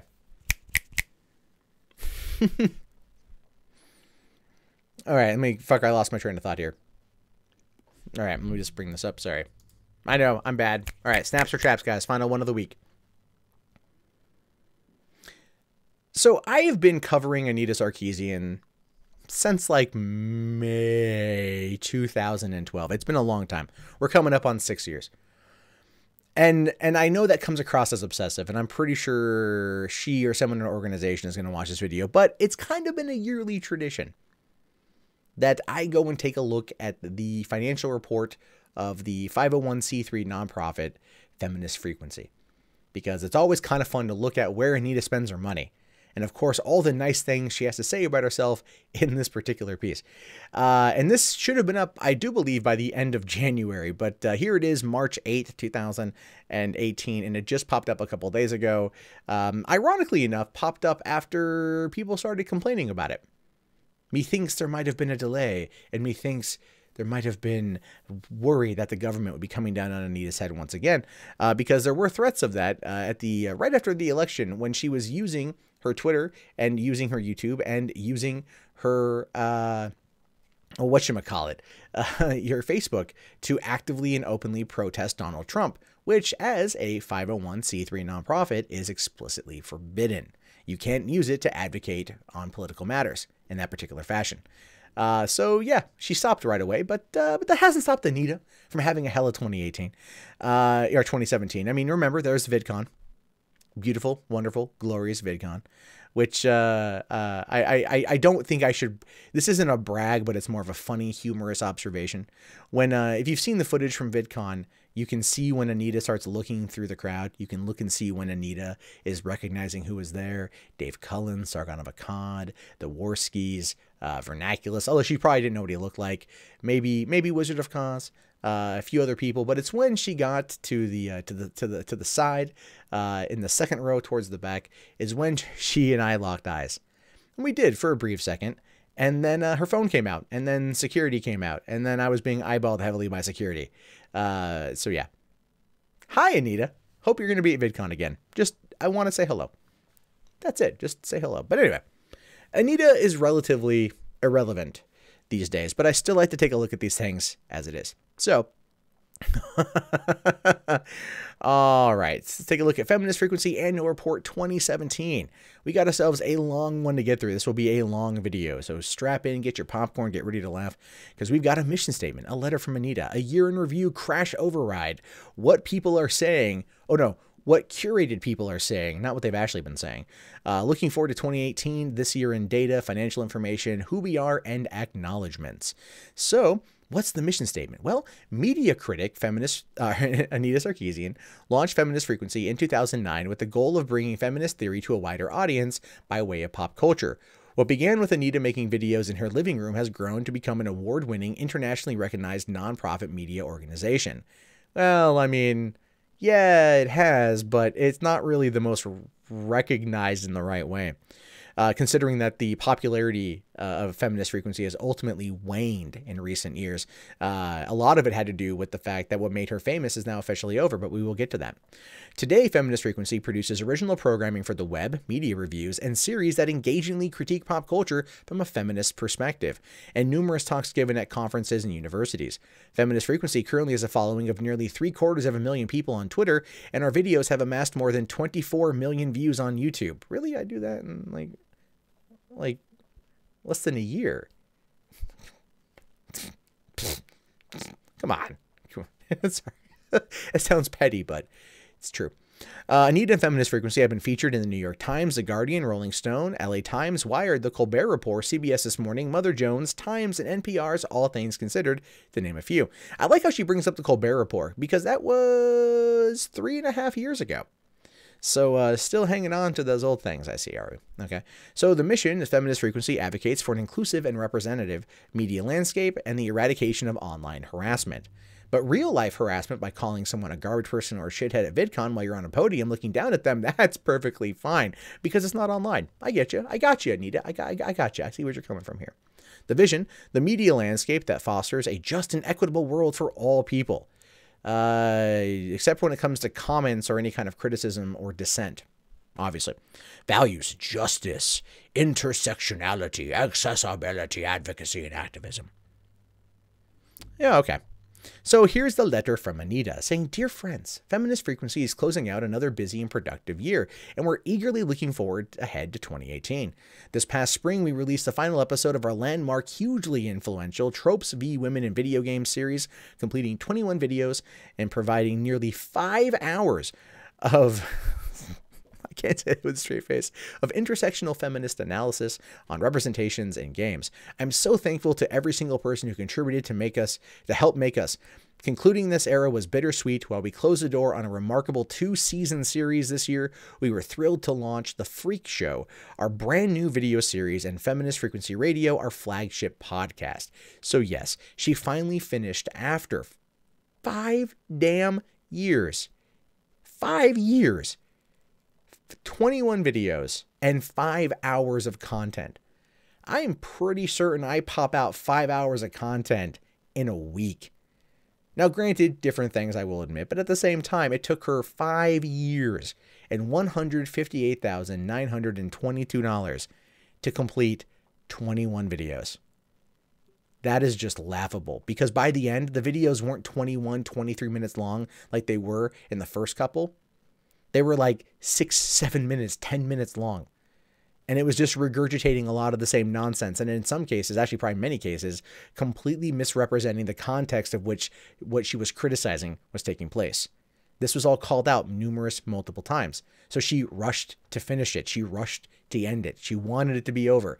And when it finally was, it didn't go out with a bang, but with a serious ass whimper.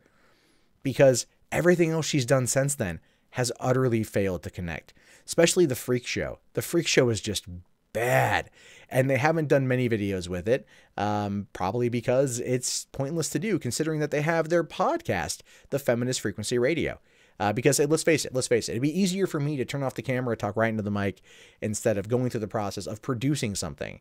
Her, on the other hand, she's like, oh, we're just gonna hang out and talk for an hour, and that's gonna cover the $200,000 a year we spend in production costs. Not even kidding you, but we'll get to that.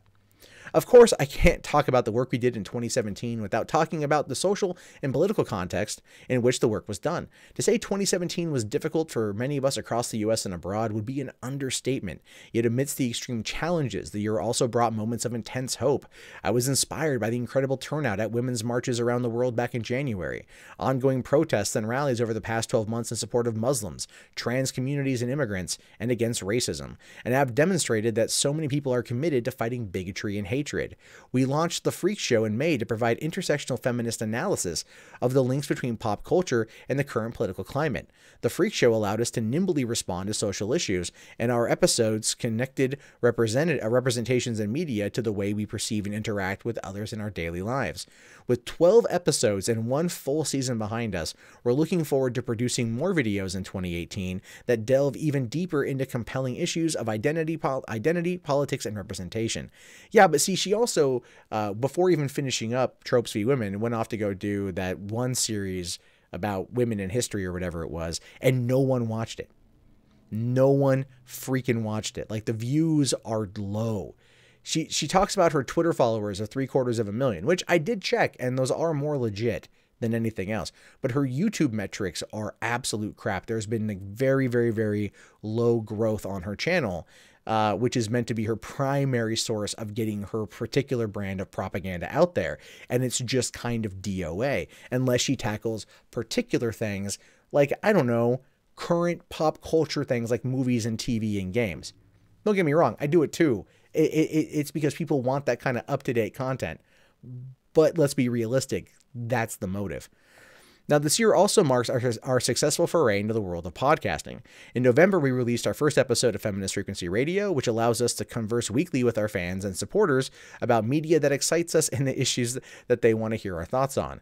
It's a chance for us to share our personal insights and perspectives, and for us to hear yours as well. Because of our long history of toxic online harassment, I've been hesitant in the past to publicly express my enthusiasm or my sense of humor to be a human being as well as a critic. No. You don't get to sit there and be like, I never get to express myself. But when you publicly attack the person sitting quietly in the audience, you don't get to pull that card, Anita. No, that doesn't work that way. That doesn't work that way at all. But using FFR as a platform to begin doing this has been incredibly encouraging. I'm thrilled by the wonderful feedback we've gotten and by the encouragement of our listeners. With 2 months now behind us, we're eager to continue growing FFR community in the upcoming year. Yeah, maybe. But again, not many people are listening to that anyway. Finally, this year has taught us the importance of standing up and speaking out together. Social media campaigns like Me Too demonstrated how powerful it is when women, feminists, and allies bravely challenge the status quo and speak out against a culture that for far too long has protected abusers and silenced the abused. Much of the momentum of this movement has emerged from Hollywood, and that's a good thing. Actors and other entertainment industry figures must be part of the fight. After all, our culture takes us so many cues about romance and sexual relationships should look like from pop culture. How can Hollywood start giving us more positive models if the culture that produces those representations remains so hostile to women? But true that there is that dark side to the Me Too movement, which is now showing, based upon studies on leanin.org and SurveyMonkey, that men are no longer wanting to engage with women because of the fear of being accused of any kind of impropriety. Whether they've done it or not, the Me Too movement has effectively changed the landscape for how men and women interact with one another. Men are taking very offhand approaches to dealing with women, and this could be the ultimate goal, but when you try to push for a society that wants equality, and then you end up branding every person of one sex basically an abuser, it really does create a toxic and harmful atmosphere that's not going to be fixed by continuing with this general line of thinking. By trying to label every single person as a horrible, horrific, sex-crazed monster, it just does more damage than it does anything else. And of course, 2018, I think, is going to show us the true nature of the Me Too movement, which is no longer really about equality, but equity. And that's not how you want to play this particular type of game. And it's going to be fun to watch it play out. Now, in the past few months, we've witnessed hundreds of courageous people coming forward to identify their abusers and condemn this vicious and harmful behavior that has far too long been normalized in the entertainment industry, political spheres, and really throughout the entire culture. And thankfully, people are not just listening, they're acting. We're seeing actual repercussions for predators, which gives me some hope that lasting systemic change may take place in our culture. And of course, Anita probably does kind of aim some of this at people like myself who are critics of her work and critics of how she acts. And seeing this kind of stuff firsthand, it's really kind of funny to see how much of a hypocrite Anita Sarkeesian is. And if you don't believe me, go and look at how she responded to Boogie when they were on a panel about online harassment back at VidCon. She verbally accosted him afterward, and they spent a fair amount of time talking afterward. But she still went after him for him basically saying that men can be victims too, which is absolutely 100% true. And those words will never, ever, ever leave Anita's mouth in the public space, probably not even privately either. And the reason why she was so mad at Boogie was because in this particular moment, Boogie got the last word. One dude on a panel of 5, the 4 other being women, was able to get the final word. He was able to get in a speech about how anyone can be a victim, using himself as an example. And she hated that because every narrative she tried to push during this thing, every angle she tried to play to give herself the victim card, to be able to use it to go higher in her her tower that she's damseled herself in, was ultimately destroyed in that conversation by Boogie, as what he had to say turned more and more people on that panel against Anita's narrative and more on the narrative of, yeah, anyone can be victimized. That's why that was such a good and engaging panel, because it showed that her rhetoric, her narrative, her ideological BS was called into question, and on the spot, people who would normally agree with her based upon public pressure opted out and went like, wait, no, yeah, we can say that, right? Yeah, we can totally say that. This is how things are. And that's what went down. That's why it was so freaking funny. Now, we entered 2018 lifted up by these amazing examples of strength and responsiveness. We're eager to continue building our community by voicing feminist perspectives on media representations that help shape our culture, and by advocating for efforts that challenge online harassment and other tools used to marginalize, silence, and exclude women. We're excited for you to join us. Actually, if you think about it, really, it's now kind of the opposite. Men are excluding themselves from the conversation because they've been completely lambasted. They've been told that they are the bad guys even when they've not done nothing wrong. But again, Anita likes that because it gives her more power in this particular sense. And I'm hoping that further continues to wane in the pop culture space, which is where she's found her popularity, but ultimately been unable to completely get a foothold. And we'll see that here. Now, this year in review, The Freak Show. In 2017, Feminist Frequency debuted a new web series with the intention of answering the question, what do representations of gender, race, sexuality in pop culture have to do with the current and social political climate? The Freak Show looks at today's most pressing social issues to consider how things that we watch, listen to, and play actively influence our daily interactions. New episodes were released bi-weekly and allowed Feminist Frequency to create the kind of vital, thought-provoking, intersectional feminist media analysis that our supporters crave. They sit around and talk about what's going on in the news. That's it. I'm not saying they're not providing their analysis. I'm saying that's not like she's making it seem like they do this insane, thought-provoking, in-depth analysis of what's going on. I've listened. They just talk about what's in the news. They give hot takes. That's it. The feminist answering machine. This one I think I caught part of. Spontaneous, angry, hilarious, topical, random. Activist writers and comics have been calling and leaving short video messages on our feminist answering machine, and their thoughts will surprise, move, and maybe educate you. Probably not. Tropes versus women in video games. 16 full-length episodes, 5 bonus videos. After 2 seasons, we wrapped the critically acclaimed Tropes v. Women in Video Game series.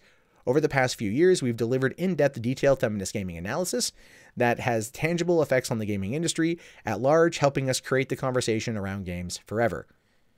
But it's now done more through a mocking standpoint than anything else, right? That's the whole point.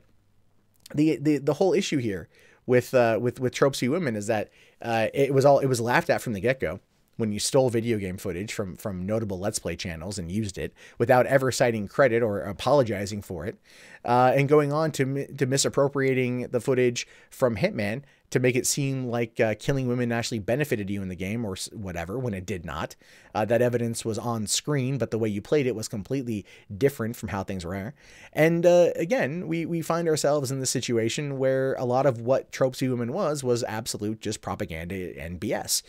So the fact that you sit there and you're like, oh, it's over, it's done, it's over, it's done. It took you 5 years. 5 years. I just want to reiterate that point. 5 hours, 5 years. 1 hour per year of content that was disseminated time and time again by people who actually play games and actually care. It's over, but it was such a horrible journey to get to the end. And oh yeah, live streaming. Every week, the FemFreq team and the occasional special guest gathers to play hot new releases, provocative indie titles, or retro classics, while viewers watch and participate in a lively chat simultaneously. We've been delighted to witness the growth of a streaming community that is committed to sharing game recommendations and thoughtful opinions while enjoying some of the best and most cutting-edge games of the year. I am banned from that. Because I went in there when they were streaming. I don't even know what game it was. It was her and Carolyn Pettit, and they were playing some game.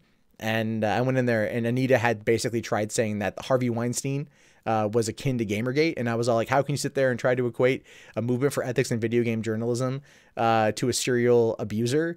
And then I was and then I watched on the screen, and I saw her just kind of go, ugh, and then I was banned. It was worth it, because it's a valid question. Gamergate, having been investigated by the FBI over the course of well over a year, releasing 40 plus pages of documentation showing that, guess what? Gamergate didn't do nothing at all. Nothing that can be put back on anyone using the Gamergate tag. And we know this, but again, that is just, it's a scapegoat. It's an absolute scapegoat that we're almost 4 years since the start of Gamergate. It's basically dead. And the only people bringing it back up are Anita and her cronies, who like to use it as the dead horse to beat in order to make themselves out to be the victim, right? It's kind of weird that they're out there with the bat bludgeoning the horse going, I'm the one who, look at me. I'm so oppressed. It's so ridiculous. Now, anyway, this is their listening category, Feminist Frequency Radio. Launched in 2017, Feminist Frequency Radio aims to teach listeners to be critical of the media they love, or alternatively, to be the feminist killjoys who come for your media, right? And I love that there was that argument for many times that Anita was trying to come for your games, and she's played that up like, I'm not coming for your games. But here, tongue-in-cheek joke about being the feminist killjoys. Not really where you want to be, but since this is the audience she wants to cultivate, I get why. Each week, Anita Sarkeesian, Carolyn Pettit, and Ebony Astor broadcast dispatches from the pop culture wars and invite listeners to tune into their entertaining, take-no-prisoner conversations about the latest films, games, and TV. With special guests from all over the feminist media sphere and an assortment of great bonus segments and listener questions keeping them on their toes, Feminist Frequency Radio is there to teach people to dig deeper into the things they love. Again, it's hot takes on the news. It's really not as big as it is. Now, here's one. This is when I was talking before about how they've just kind of lumped in or jumped on like what's hot in the media right now, and like trying to use that as a way to garner some kind of popularity. Again, I'm not criticizing that as a negative. I do the same thing. On my movie channel, I talk about Star Wars a lot because people are interested. This is what they're doing here too, with their Halt and Catch Fire recap podcast. Saying Anita and Carolyn look at the airwaves each week to rhapsodize about the fourth and final season of Halt and Catch Fire, AMC's underappreciated drama about a group of brilliant, ambitious people in the early days of the PC revolution, birth of online gaming, and the explosion of the World Wide Web. So they're trying to look at like what's hot in tech, kind of, and then develop an audience around that show. The same thing goes here for Star Trek Discovery. I'm just not going to go through that. They also have the Freq newsletter. At 17 issues and counting, Feminist Frequency's newsletter Freq continues to feature interviews with fascinating women in media like comics powerhouse G. Willow Wilson, actor and activist Teal Scherer, sci-fi darling Ann Leckie, and feminist writer Jessica Valenti. Asterisks, mileage may vary. Each quarterly issue is packed with information that our supporters love, but it's not just Freq's written content that makes a newsletter a must-read. Every month, we also feature the work of cool, independent women artists, and I'm not against that. If they want to, if they want to, this is how they want to advocate. That's fine with me. And then they got feministfrequency.com, which is their website hub for trenchant and provocative writing on a multitude of subjects, from American masculinity in film to living a feminist life. Yeah, because that should be the next NPR show, Living a Feminist Life with Anita Sarkeesian. Day 1, hate men. Day 2, hate men. Day 3, wax, and then hate men. From pieces like Masculinity, Rage, and Racism, Some Thoughts on the War for the Planet of the Apes, to game reviews like Ignorance and Love in Nier Automata and The Witcher 3, our website writing in 2017 sparked conversations and continued to solidify Feminist Frequency's role as a vital source of media analysis and cultural criticism. It didn't. It didn't. Even like, look, I take a look at what's going on in Polygon and Kotaku and a lot of those progressive sites out there that cover gaming and all this kind of stuff. And these articles were not featured. They were not linked. They were not talked about. People, they don't care. I mean, don't get me wrong. Don't get me wrong. Anita has her core audience. That core audience is not going to leave. But in terms of being a provocative powerhouse, just stampeding her way into the games industry, it's been almost 6 years. What have you done lately? Oh, it took you 5 years to complete your series. Gotcha. Engage. So here it says, 2017 Feminist Frequency continued to get out and engage with audiences. Anita made dynamic appearances throughout Europe at the events like Play Festival, Nordic Games Conference, Geek Girl Meetup, the Women in Games Conference, the European Commission's annual colloquium on fundamental rights, and the Friends of Europe Young Leaders Conference. She was also honored to speak to and build bridges with visionary thinkers statewide, from the Conference of World Affairs in Boulder, Colorado, to the Women's Empowerment Forum in Santa Monica, California, to the Game Developers Conference in San Francisco. No mention of VidCon, where she was on 2 panels, one on women in gaming and the other one on online harassment. I wonder why. I wonder why she doesn't want people Googling that. The year started with a bang at the 2017 Women's March in Washington, D.C., after Anita had the opportunity to connect with the fantastic National Democratic Club at their Power of Women Symposium, but it didn't stop there.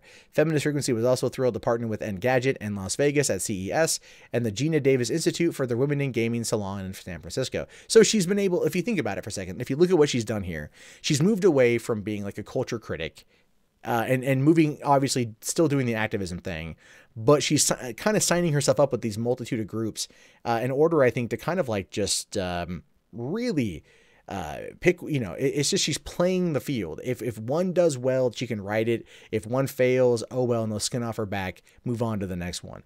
And the thing is, it is constant coverage, considering the fact that with the Me Too movement and where 2017 was, these kind of things were heavily publicized. But then again, they didn't really result in a lot of, I think, a lot of, I guess you could say, change necessarily, because she's just not that relevant. I mean, the thing with the Me Too movement is she wasn't able to latch onto that in a way that other people were, like Rose McGowan, to really elevate their profile. And that's my opinion on that one, at least. Feminist Frequency's very own managing editor, Carolyn Pettit, was highly sought after, a guest on various gaming podcasts throughout the year, even collaborated with London's Royal Court Theatre on a piece being developed about women in video games. Year after year, our commitment to building community and meeting our supporters is a highlight of our work. I don't think so. Feminist Frequency kicked off the year with a comedy night in Chicago, hosted by Cards Against Humanity. In the spring, we stopped at Vancouver's Storm Crow Tavern before heading south to Glowforge in Seattle. In each city, at every location, we're consistently inspired by the folks we meet. Now, here's the thing. So we've got this picture here, Carolyn Pettit, and then this dude here, the long hair and the beard, that's Nathan Grayson. That's the guy who was accused of giving Zoe Quinn a good review of Depression Quest for some brown chicken, brown cow.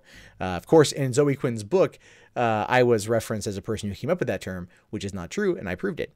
And then, of course, it's all the other crayon heads. Now, nowhere in this move is more evidence than our Tropes versus Women in Video Games wrap party in June. After 5 years and 21 videos, we said goodbye to our foundational series with a nod to old school arcade nostalgia in Google San Francisco. Thanks to our sponsors, Google Cloud Platform, DICE, DICE LA, Telltale Games, and Split Media Labs, we celebrated an incredible night with classic 80s set list in a room full of Feminist Frequency fans. It was an amazing send-off, and one that wouldn't have been possible without the support of our loyal backers through the years. So yeah, she threw herself a gigantic party to kick off, to completing something she sought $160,000 for. I understand, like, that's just a lot of narcissism is right there. There's just huge, insane amounts of narcissism. Now, here we get to the fun part, Crash Override. And Feminist Frequency was proud to continue its role as a fiscal sponsor to Crash Override Network in 2017. Now in its third year of operation, Crash Override continues to offer free crisis help assistance, victim advocacy, and online security resources for anyone who is experiencing or concerned about online abuse. Crash Override is a grassroots, volunteer-run organization of experts and survivors. They are committed to working with and on behalf of the people experiencing harassment, and they leverage their considerable knowledge to intervene with tech companies, lawmakers, security experts, and law enforcement to eradicate online abuse. Have you ever heard anyone actively talk about this as being a person who's been helped by Crash Override? Right? No, you really haven't. I don't think it exists. But Anita funds it. And she did mention Crash Override by name while on stage at VidCon, but never followed up by saying that Feminist Frequency is a financial supporter of it. I think the only financial supporter of it at this point, which can be argued, at least through speculation, through, again, want to point out speculation, that it does kind of appear like possible funding of pushing funds through for whatever reason. Crash Override's work is sustained by generous donations from individuals, foundations, and companies who support its mission to acknowledge its clients' intersectional axes of identity and provide client-focused assistance. Crash maintains the anonymity of the clients that it serves and offers its services to all, regardless of racial, ethnic, religious, or gender identity. Yeah, I kind of like half reached out to them when I was swatted a couple years ago. Never did anything back. Donations and grants are used for the following key purposes: research and training, security and privacy tools, sensitivity coaching, external counseling with subject matter experts, particularly in security and counseling, and administrative costs for website maintenance. So are there employees that work for Crash Override? Does Feminist Frequency, is that a subsidiary of Feminist Frequency? This is something I'm curious about because, her pushing this seems kind of weird because Zoe's still involved as far as I know. So anyway, it says here that Crash Override Network experts also advise tech companies, governing bodies, and industry leaders on matters of policy, terms of service and implementation, and third-party tools. But again, you don't hear anything out of them. No one talks about them. No one ever does. What people are saying in the media. Anita, what's next? Feminist Frequency founder Anita Sarkeesian's new book is all about the relentless women left out of the history books, which would also be that show she was working on that she raised like $200,000 through Seed and Spark, and then no one watched. Anita Sarkeesian, it's frustrating to be known as the woman who survived Gamergate. Well, it wasn't. To be fair, Anita, and I have to be fair here, that is really between you and Brianna Wu at this point. Now, if you go and you look at Crash Override, the book, at no point did Zoe Quinn ever mention Brianna Wu. And at no point did she mention Randy Harper. And they were all kind of thick as thieves back in the day, just so tight. But ultimately, never. So, yeah, she's been able to play it up. And then she goes on to say, these organizations talk about her and stuff. Here's fun. This is where we get to the curated, cherry-picked comments of love. The comments that are basically nothing more than just the written equivalent of tonguing's one butthole. Saying, thank you so much for all you do. The podcast is an absolute must. Yes, I'm donating now. Mike. You got to love that. First one, I'm donating now. Streamlabs.com/mundanemat. Anyway, just a quick message to the FF team and to the bravest women on the internet. Please don't stop the important work you're doing. Peace and good vibes from a freak in New Zealand. Lee. Notice a trend here. Two dudes. Right? There's a trend with that. I really just wanted to thank Anita for providing such a wonderful content on our Feminist Frequency YouTube channel. I subscribed to it this year, but I stumbled across her work perhaps 1 or 2 years ago, and I was so very impressed with her ability to explain so well the damaging about women/female characters in games, movies, shows, etc. Anita, I cannot properly describe in words how much you and your channel means to me. You are articulate and intelligent. Your comments are extremely well thought out and balanced with a touch of humor. Frankly, the world needs your content. It needs women like you to speak up in such a clear, open way. You are simply amazing, and you should feel so proud of your hard work. I hope you continue to speak up and create wonderful content for future generations to watch. It expands minds. Please give up. We need you. Signed, Nathan Grayson. I'm sorry, Selena. It sounds like a freaking love letter written to herself. It really does. And then finally here, or keep up the good work. Feminist Frequency is the only thing keeping me from crying on a dark room during my free time. Ted? What? I'm writing here to tell you that I greatly admire your work and how you're representing and standing up for women and around games. The good news is game studies as an academic pursuit is finally maturing and paying attention to identity, sexuality, gender, race, and related issues. A lot of this is because of you and your work. We actually talk about you and your work quite often at the yearly Queer Games Conference. Anyway, just wanted to reach out to say thank you and keep up the great work. The struggle continues. Derek. Probably also written by Nathan Grayson. And then here, I just want to send a quick note to say how thrilled I was to see y'all at Geek Girl Con this year. I really enjoyed your panel, and I hope to get an opportunity to see you again at GGC 18. By the way, that's in Seattle, and I'm like an hour outside of town. I'm a literary theory and museum geek with a love of pop culture, so I'm always excited to see people taking a critical approach to modern media. Feminist Frequency is definitely one of my favorite nonprofits, and I think your work is so meaningful. I especially love the Ordinary Women series, but I'm also really enjoying the new Freak Show. In particular, the unmanning of Trump was really illuminating for me and helped me pin down what was bothering me about the forms of protest or criticism that focus on emasculating Trump. Now I have the tools to better frame my own criticism and respond to others. Thank you for all the great work Feminist Frequency does. Haley. I just feel like a lot of this is just like, it feels like it's so manufactured propaganda, you know. It feels so fake. And then finally, hey guys, I just want to say thanks so much for your hard work, dedication, and passion for the Tropes series. I've been glued to it since the beginning, and I can't wait to see what you come up with next.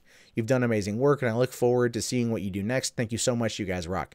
Well, Michelle here spent 5 years waiting for what ultimately could be broken down to just nothing of value and misrepresented propaganda. So there's definitely that. All right, looking forward to 2018.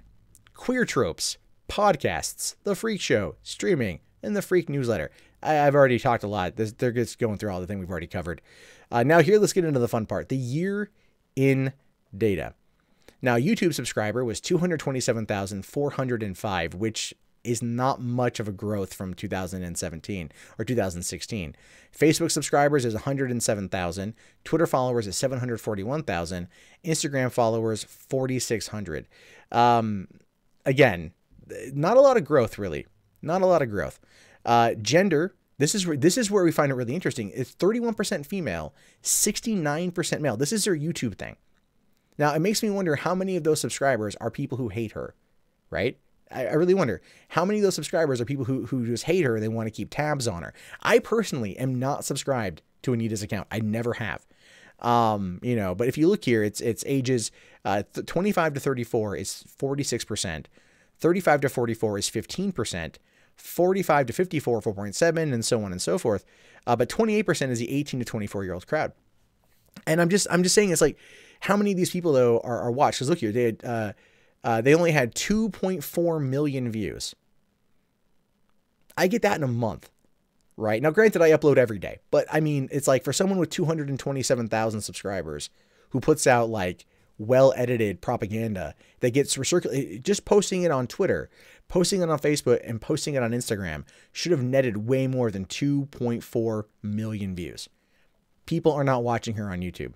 And only 11 minutes watched. I literally pulled that in a month. I do. Swear to God. So it says here that in 2017, we did a bittersweet farewell to the Trope Street Women. Even though the show has ended, it continues to be incredibly popular, especially with educators. Yeah, probably. I don't know. But if you look here, her most watched videos in 2017 were Damsel in Distress Part 1, Part 2, Women as Background Decorations Part 2 and Part 1, and Miss Male Character. Nothing she posted that was new cracked the top viewed videos out of the 2.4 million views. That is not good. That means that your reach as a critic is really just in a niche, and her niche is gaming. And now that that's over, she's got nothing of value to go after, which is why she was going after *Halt and Catch Fire* and Star Trek and creating the podcast. That's ultimately what it boils down to, is trying to get those new people, to get them in to become new subscribers. She needs to be on the relevant data side, the relevant presenting side of things, and talk about what's current, which is why her Freak Show just covers hot topic current events. But again, because of the way they put it together on their YouTube, it's only going to play to their audience, and it's not going to grow.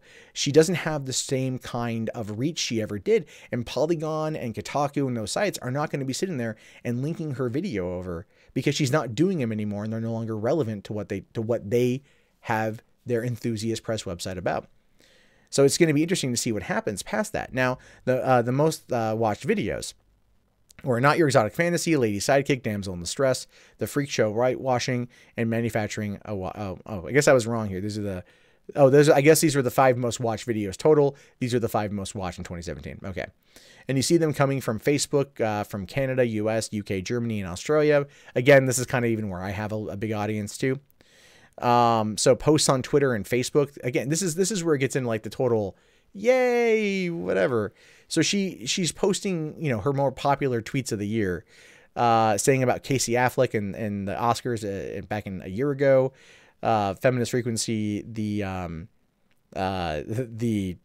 Women's March, which I'm pretty sure they didn't even take that picture themselves. They just reposted it. But look at her. She's got 741,000 Twitter followers, 4,000 retweets, 1,700 retweets. On Facebook, these one, she's not saying what is here at all on these things, how popular they are, how much they are put out there. But, it guaranteed it's not as much as you might think. Now we get into the meat of this, the financial information, which is what I like to look at the most. Thanks to the generosity and the sustaining vision of individual donors and corporate partners, Feminist Frequency has ended each year of its existence with a healthy financial resources, while still producing high-quality regular programming like The Freak Show, our podcast, and online media reviews and critiques. But the podcast is on bi-monthly, so twice a month. The Freak Show only ran 12 episodes and concluded its first season. Ordinary Women, which was last year, ultimately died. And the podcasts were just podcasts, which is just, hey, you want to watch something and talk about it? Cool. We don't need a camera, right? Just a microphone. What do you know? I do this 7 days a week. Now, in 2017, our solid financial footing allowed the leadership of the organization, with the backing of Feminist Frequency Board of Directors, to continue to allow Feminist Frequency to extend its global reach and expand its educational and cultural mission, which is probably one of the reasons why Anita spent a lot of time overseas. She was trying to get in on those markets over there, which have a more progressive mindset, as we've seen with like Sweden and Norway in certain places, and Germany. And coming at it from that perspective might give her a new foothold, which would then give her another audience to manipulate. I'm sorry, educate. No, manipulate. That sounds about right. So our profound thanks to the donors who support endows us with the resources to dream big and accomplish much, in particular those donors who responded with such incredible generosity to our 2017 annual fundraising appeal. Now, you got to remember, at the end of 2016, when Trump was in the transition phase, she did do a video where she essentially was asking for money to help fight Trump, which again was in violation of being a 501c3 as far as I understand it. And so that was a big thing that got her a lot of criticism. Now, it says here that they started the year with $343,000, and their corporate donations were $95,000. Individual donations were $137,000, grant funding $7,800, and miscellaneous revenue, probably YouTube maybe, or I don't think she runs ads on there, but I don't know what this is from, but $13,000, giving them a total revenue of $254,000. Which then says that if you combine these two together is roughly, $600,000. Then, of course, you get to their expenses, where her programming expenses were $195,339.17. So finishing up Trope v. Women, which ultimately she already had the funding for, this doesn't count. The Freak Show, which she already has a studio and already has the equipment, is already paying a staff for. The Ordinary Women was already funded, through Seed and Spark. And that was already pre-shot before they went to Seed and Spark. And I think that was like 2016, 2017. And then the podcasts, which are just people sitting around and talking about the hot issues of the day, they're paying themselves nearly 200, or they're charging themselves, not paying themselves, but they're charging the company or nonprofit almost 200,000. Now their administrative expenses were 116,000. And so that's like not paying themselves a great deal of money. So I think, some of that comes in to whatever. Then development and community engagement was 126,000. So that's kind of like how they were paying money, I think maybe to travel. And then also to maybe other things like that. And then miscellaneous adjustments for 10,000. Says here that miscellaneous adjustments represents items like outstanding grant amounts and vendor payments and process of year's end. In 2017, Feminist Frequency invested in long-term institutional infrastructure to ensure the organization's longevity and programming. This investment will continue to benefit Feminist Frequency in the upcoming years. What does that mean? It means that they spent money on gear. Cameras, streaming equipment, computers that can handle streaming equipment, the podcast setup. They basically just kind of furnished stuff that a lot of people do on this platform for virtually nothing. Can't blame them. They got the money. I've spent the money on stuff. My setup is quite expensive. I get that, but that's ultimately what it boils down to. And then it says who we are. The end. Anita Sarkeesian, Executive Director, Carolyn Pettit, Managing Editor, Ebony Astor, Operations Director, Ashley Fellows, Giving Officer, Rachel Abeller, Design Coordinator, and then the board is Anita Sarkeesian, Felix Kramer, who again is close friends with Zoe Quinn, and Mally Martinez, who's a treasurer. So the board probably, I don't know if they get paid, the staff will get paid, but $116,000 for the 5 people would boil down to a little over $20,000 a person, which is not enough to live in San Francisco.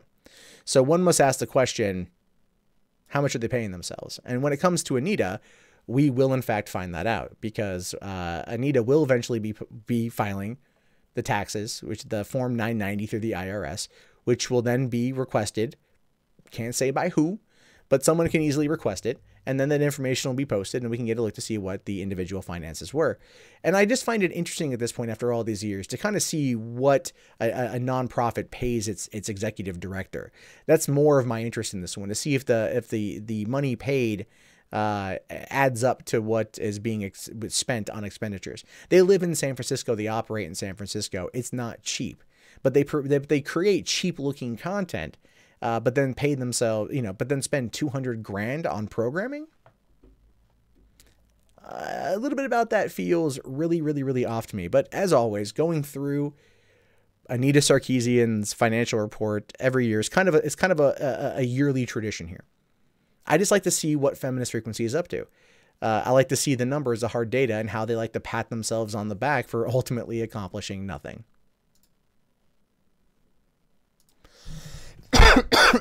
Fuck, man. That was goddamn long. Holy shit, I did not think that was going to be 44 fucking minutes. Oh my god. I should only post that video tomorrow and be done with it. Holy crap.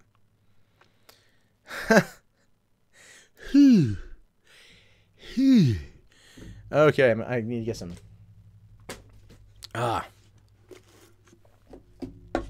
tea and shit. Oh my god. Hey, we hit 108 likes. Awesome. Man, that was way, geez, I know that was way too long, but that's kind of like, again, it's a once a year thing. So I saw super chats. I saw there's a couple of super chats. Let me take a quick look at that there. Where the hell is it? There we go. It's on Google Chrome. And let's see here. All right, so what are we looking at here? Super chats. I saw there was a $20 one. That was awesome. Thank you. Hold on. Okay, so there was a $5 one from Eleanor saying the purpose of leftist genocidal anti-reproduction, fourth wave feminism policies would be immediately clear if they were applied to polar bears. Okay, I don't quite get that, but okay. And then $20 here from Seraphin Televi saying, thanks for keeping me company during lunch. Well, you're welcome. Thank you very much for the $20 super chat. I do greatly appreciate that. This was a long one. This was good to kind of end out the week of streaming, because once I'm done with this, I've got to do the Star Wars review. I've got to probably do a couple videos for 3 Buck Theater, because I got sucked into the YouTube Saints tonight for like an hour and a half.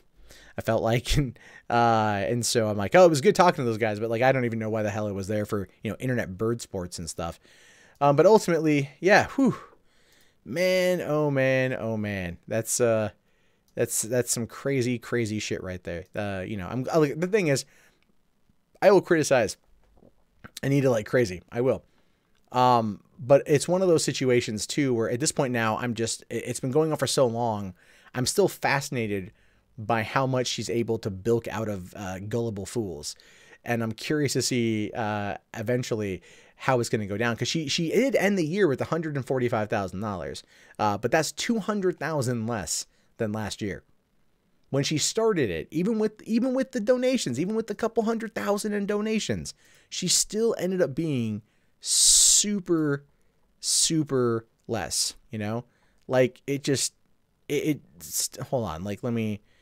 Yeah, okay, so she had 95,000 corporate donations, and individual donations were 137,000. So it's over 230,000 in donations, and they still walked away with $149,000. That's their starting amount for 2018.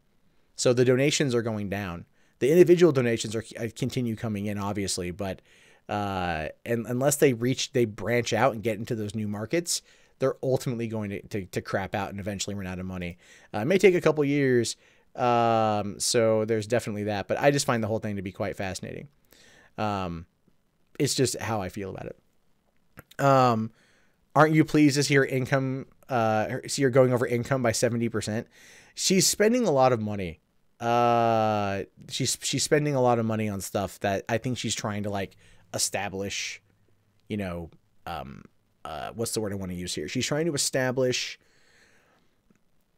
gear that will then sustain, right? Because I guarantee you, they're going to go into more about podcasts. They're going to do more podcasts, and that's going to be the big thing. But, okay, so it's 11:48 right now. I should probably wrap this thing up, because I need to get some water. I need to go and do my other work, and I need to go and change the kitty litter, take out the garbage, and get ready to feed my daughter here in a little bit too. So I will see you guys on Sunday night. Well, here's the thing. I've been, things might change in terms of the channel. I might do some different stuff. The streams may not have the I may not do the stories on the streams or do all of the stories. A lot of it has to do with the fact that, I tend to put out videos that are like 10 minutes long. And, at the end, but my general watch time is around 5 minutes and 50 seconds average watch duration. And so basically what YouTube is telling me is that part of the, like, they're not recommending as many videos because not a lot of people are getting all the way to the end. And so making them shorter might be the best bet. I'm going to probably test a couple things. So there's Eleanor's $2 super chat. Sorry, I just saw that. Trump made a deal with Lil Kim. Iran will be next, maybe. And we'll talk about that if it happens. I'm very curious to see what's going to happen with Trump. I did talk about it early on in the stream. So there is that. Yeah, anyway, so I'll be back Sunday night, 9:30 p.m. with a whole bevy of new stuff and maybe a couple different designs. But either way, we're going to be hanging out, having a good old time. So anyway, I really appreciate you guys coming in. Remember to just thumbs up the video, and I'll talk to you guys later. Have a good one. Peace out.